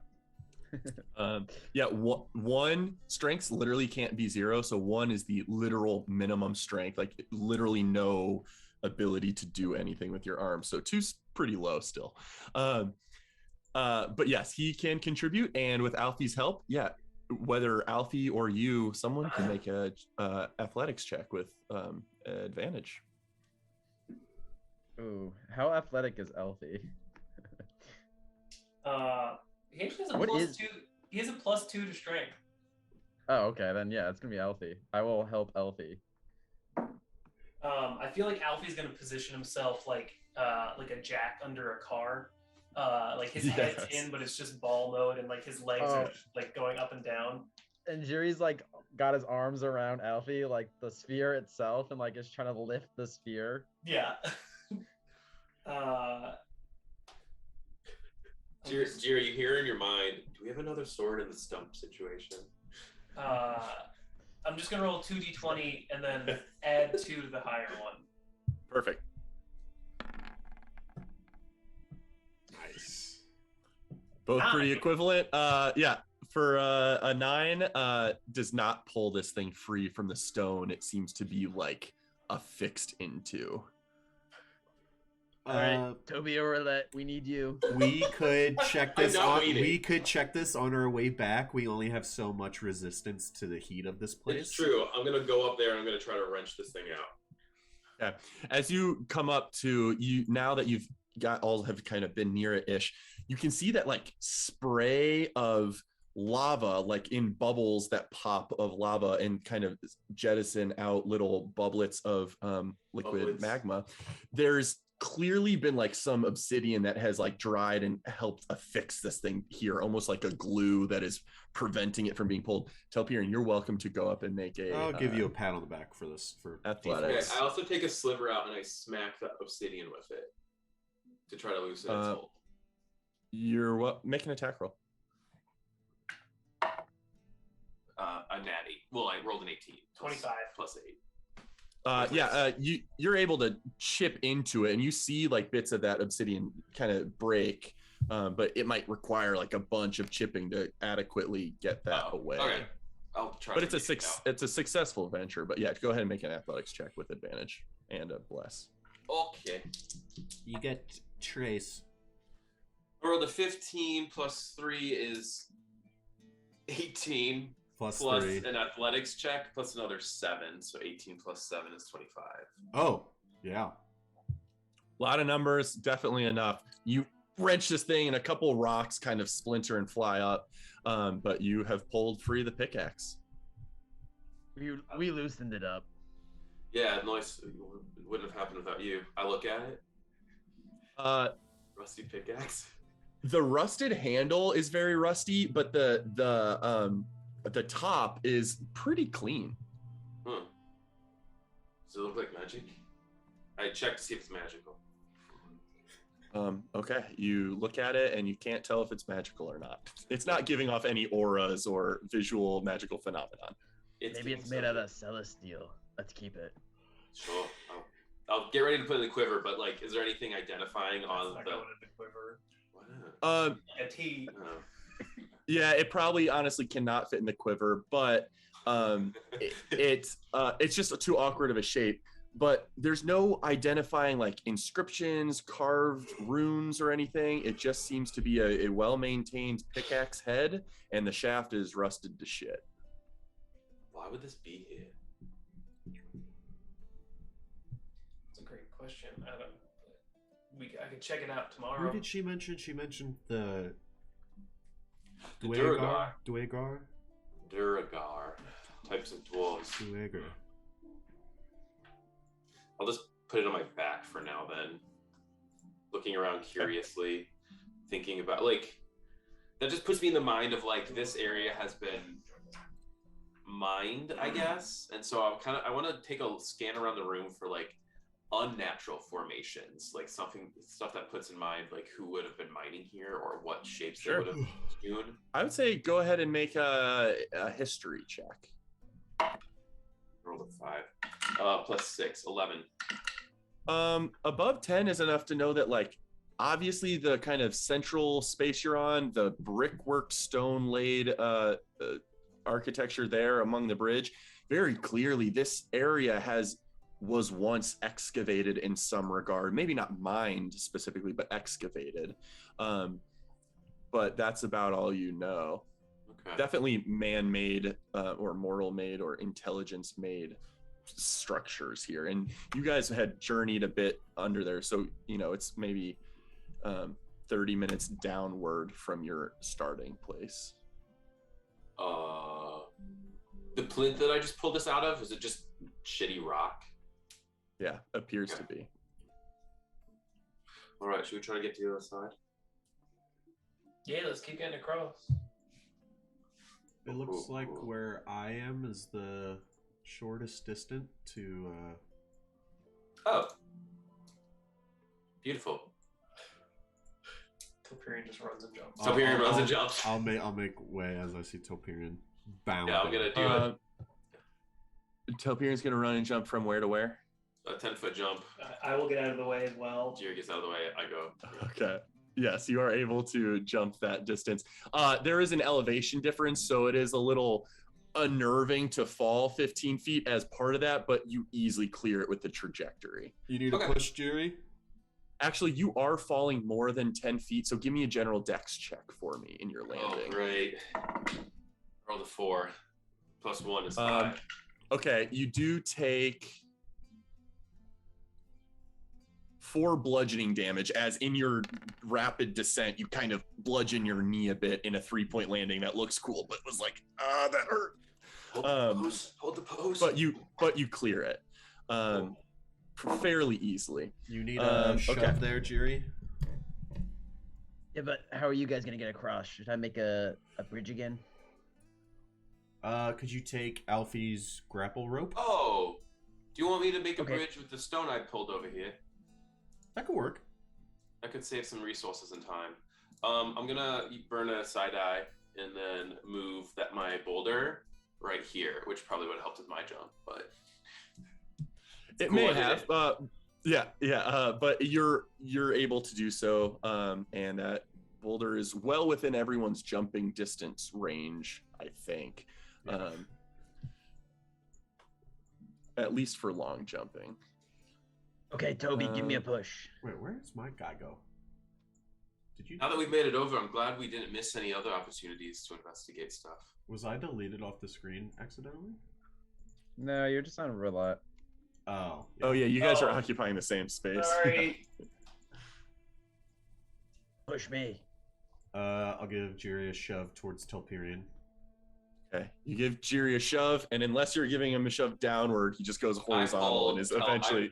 I Kair him, pull him towards me. Kair is enough of a force to exert on a floating object that you absolutely can Kair Jiri down to you, and now we've got Toby and I gust myself as I'm going. That's very fair too. Like an astronaut in space with jets of steam or air, you absolutely can do that. It's slow, but it's functional. Roulette's gonna have Alfie go first in ostrich mode, jump down to this thing, and then. Okay. No checks required. It's well within jump distance, and with its springy legs, you're able to do so. I will then go next. Yep, you're all able to clear it. Nice. Except Toby, a big spurt of flame just engulfs Toby on the way. Oh shit!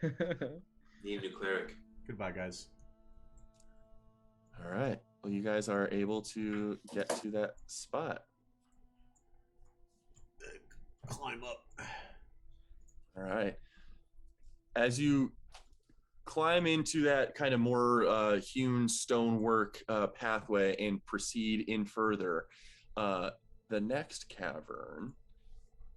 This is just like an archway with like to a hallway. There's not like a portal of magic. Correct. Okay. Yep, it just leads into another vicinity. We're going to Jawland. Putting that little treasure. Yeah, did we see that box in the corner over there on this other pillar? So number one, no one specifically flagged it, but number two, it's also just a thing built into the map. Yes. Is that what the pickaxe was too? Who knows, man? That entrance leads to a new situation, which I want to make sure I have adequately done this. Okay, so we'll go in there in a second. As you move through this hewn stone archway, the path continues to descend further into the mountain through like more clearly refined switchback trails that descend further into the mountain. They're not all paved, but they are all leveled in a way that suggests they were clearly made for traversal at some point in the past. As you guys are moving forward and proceeding down these switchbacks, you pass large boulders on your way and just natural formations in the terrain. And then Toby Rama, a sound like falling rock above you catches your attention, and you have 1 moment to react. What are you intending to do? What am I planning to do? I will cast Warding Bond on Jiri. Okay, and that's an action? Yes. Okay. So in addition, everyone please give me a marching order for how you are proceeding in this current switchback of trails. I would think I'd be second, because I want to be able to see far off, but I don't want to lead. I'll go first. I'll be Okay. third, yeah. I've been Roulette's- sticking close to Toby this whole time. Roulette's last with Alfie right in front of her. Alfie right in front of her. Got it. Thank you for that. Toby Rama, as you hear the sound of falling rock above you and have enough time to get a spell cast on Jiri right behind you, Warding Bond triggers, and I need Toby Rama, Jiri, and Telperion to make a dex saving throw for me. Hell yeah. Saving throws. Oh my god, nat 20. Nice. Dirty 20. 21. All of you do very well, taking only half of this damage and not being knocked prone. 4. You each take 4 damage, but really, Toby Rama, Jiri takes how does this 2, work? I take 6. That is correct. Yeah, so you take 6, Jiri takes 2, and now I will move you to this other screen. And there seems to be some sort of creature above you looking down and cackling. As some kind of Oh no. creature seemingly Yes. made from stone has just pushed down a boulder that smashed into the 3 of you and continued down off screen. And now you're left seeing this creature stand above you, and it looks like this. Oh! Seemingly made entirely from stone. This was clearly just disregarded as a boulder, not at all remotely able to be determined that it was a creature in its natural state, but it seems to have pushed down another boulder in front of it and is laughing. And I think that's where we'll call the session, and we'll pick up back here at the beginning of next time. I would imagine we're going into the mountains, so we were heading down through this. That's correct. scene. Yes. So you have, you guys have absolutely taken. Oh yikes! Big yikes with that shape that you guys won't see because it's on the GM layer anyway. You guys have done this motion, and so as you passed by this creature, and it is indistinguishable from a boulder, even with high investigation or perceptions or otherwise, seized an opportunity to push something down toward you. So you each took a tiny bit of damage, were otherwise very dexterous and avoided being knocked prone or further down the cliff faces. But that's where we'll pick back up next time. Is this like 10 feet? Like these switchbacks? The like. Yes. Can we roll Some of it might be a little looser. On there. I know that was crazy. I believe you had to roll. Ugh, shut Wait, for what? I didn't have to roll. Oh, that's true. Yeah. Yeah. Oh, this thing's too cute to kill. Yeah, I was gonna say. I feel like the idea here is just run. It also looks like it would resist all weapon damage. Yeah. Well, we will. Befriend it. Depending on how you guys want to interact, we will still kick off with initiative as soon as we come back next week. So. Okay. From an environment, so like if we were on a mountainside, this would make sense. Like back to the wall, looking out. I know it's sky. Down here, back to the wall. It's out. all like a descending enormous tunnel. So like 60 feet high, exceedingly wide hewn stone tunnel downward, and then a switchback path of trails for easy traversal. Beautiful. So you're looking at, a 45-degree incline of stone ceiling, essentially. Ish. Beautiful. It's more natural than that, but clearly excavated in some regard. So that's that. We will continue our path into the unknown next time. Next time on The Four Winds. I wish this was a show. I will have at some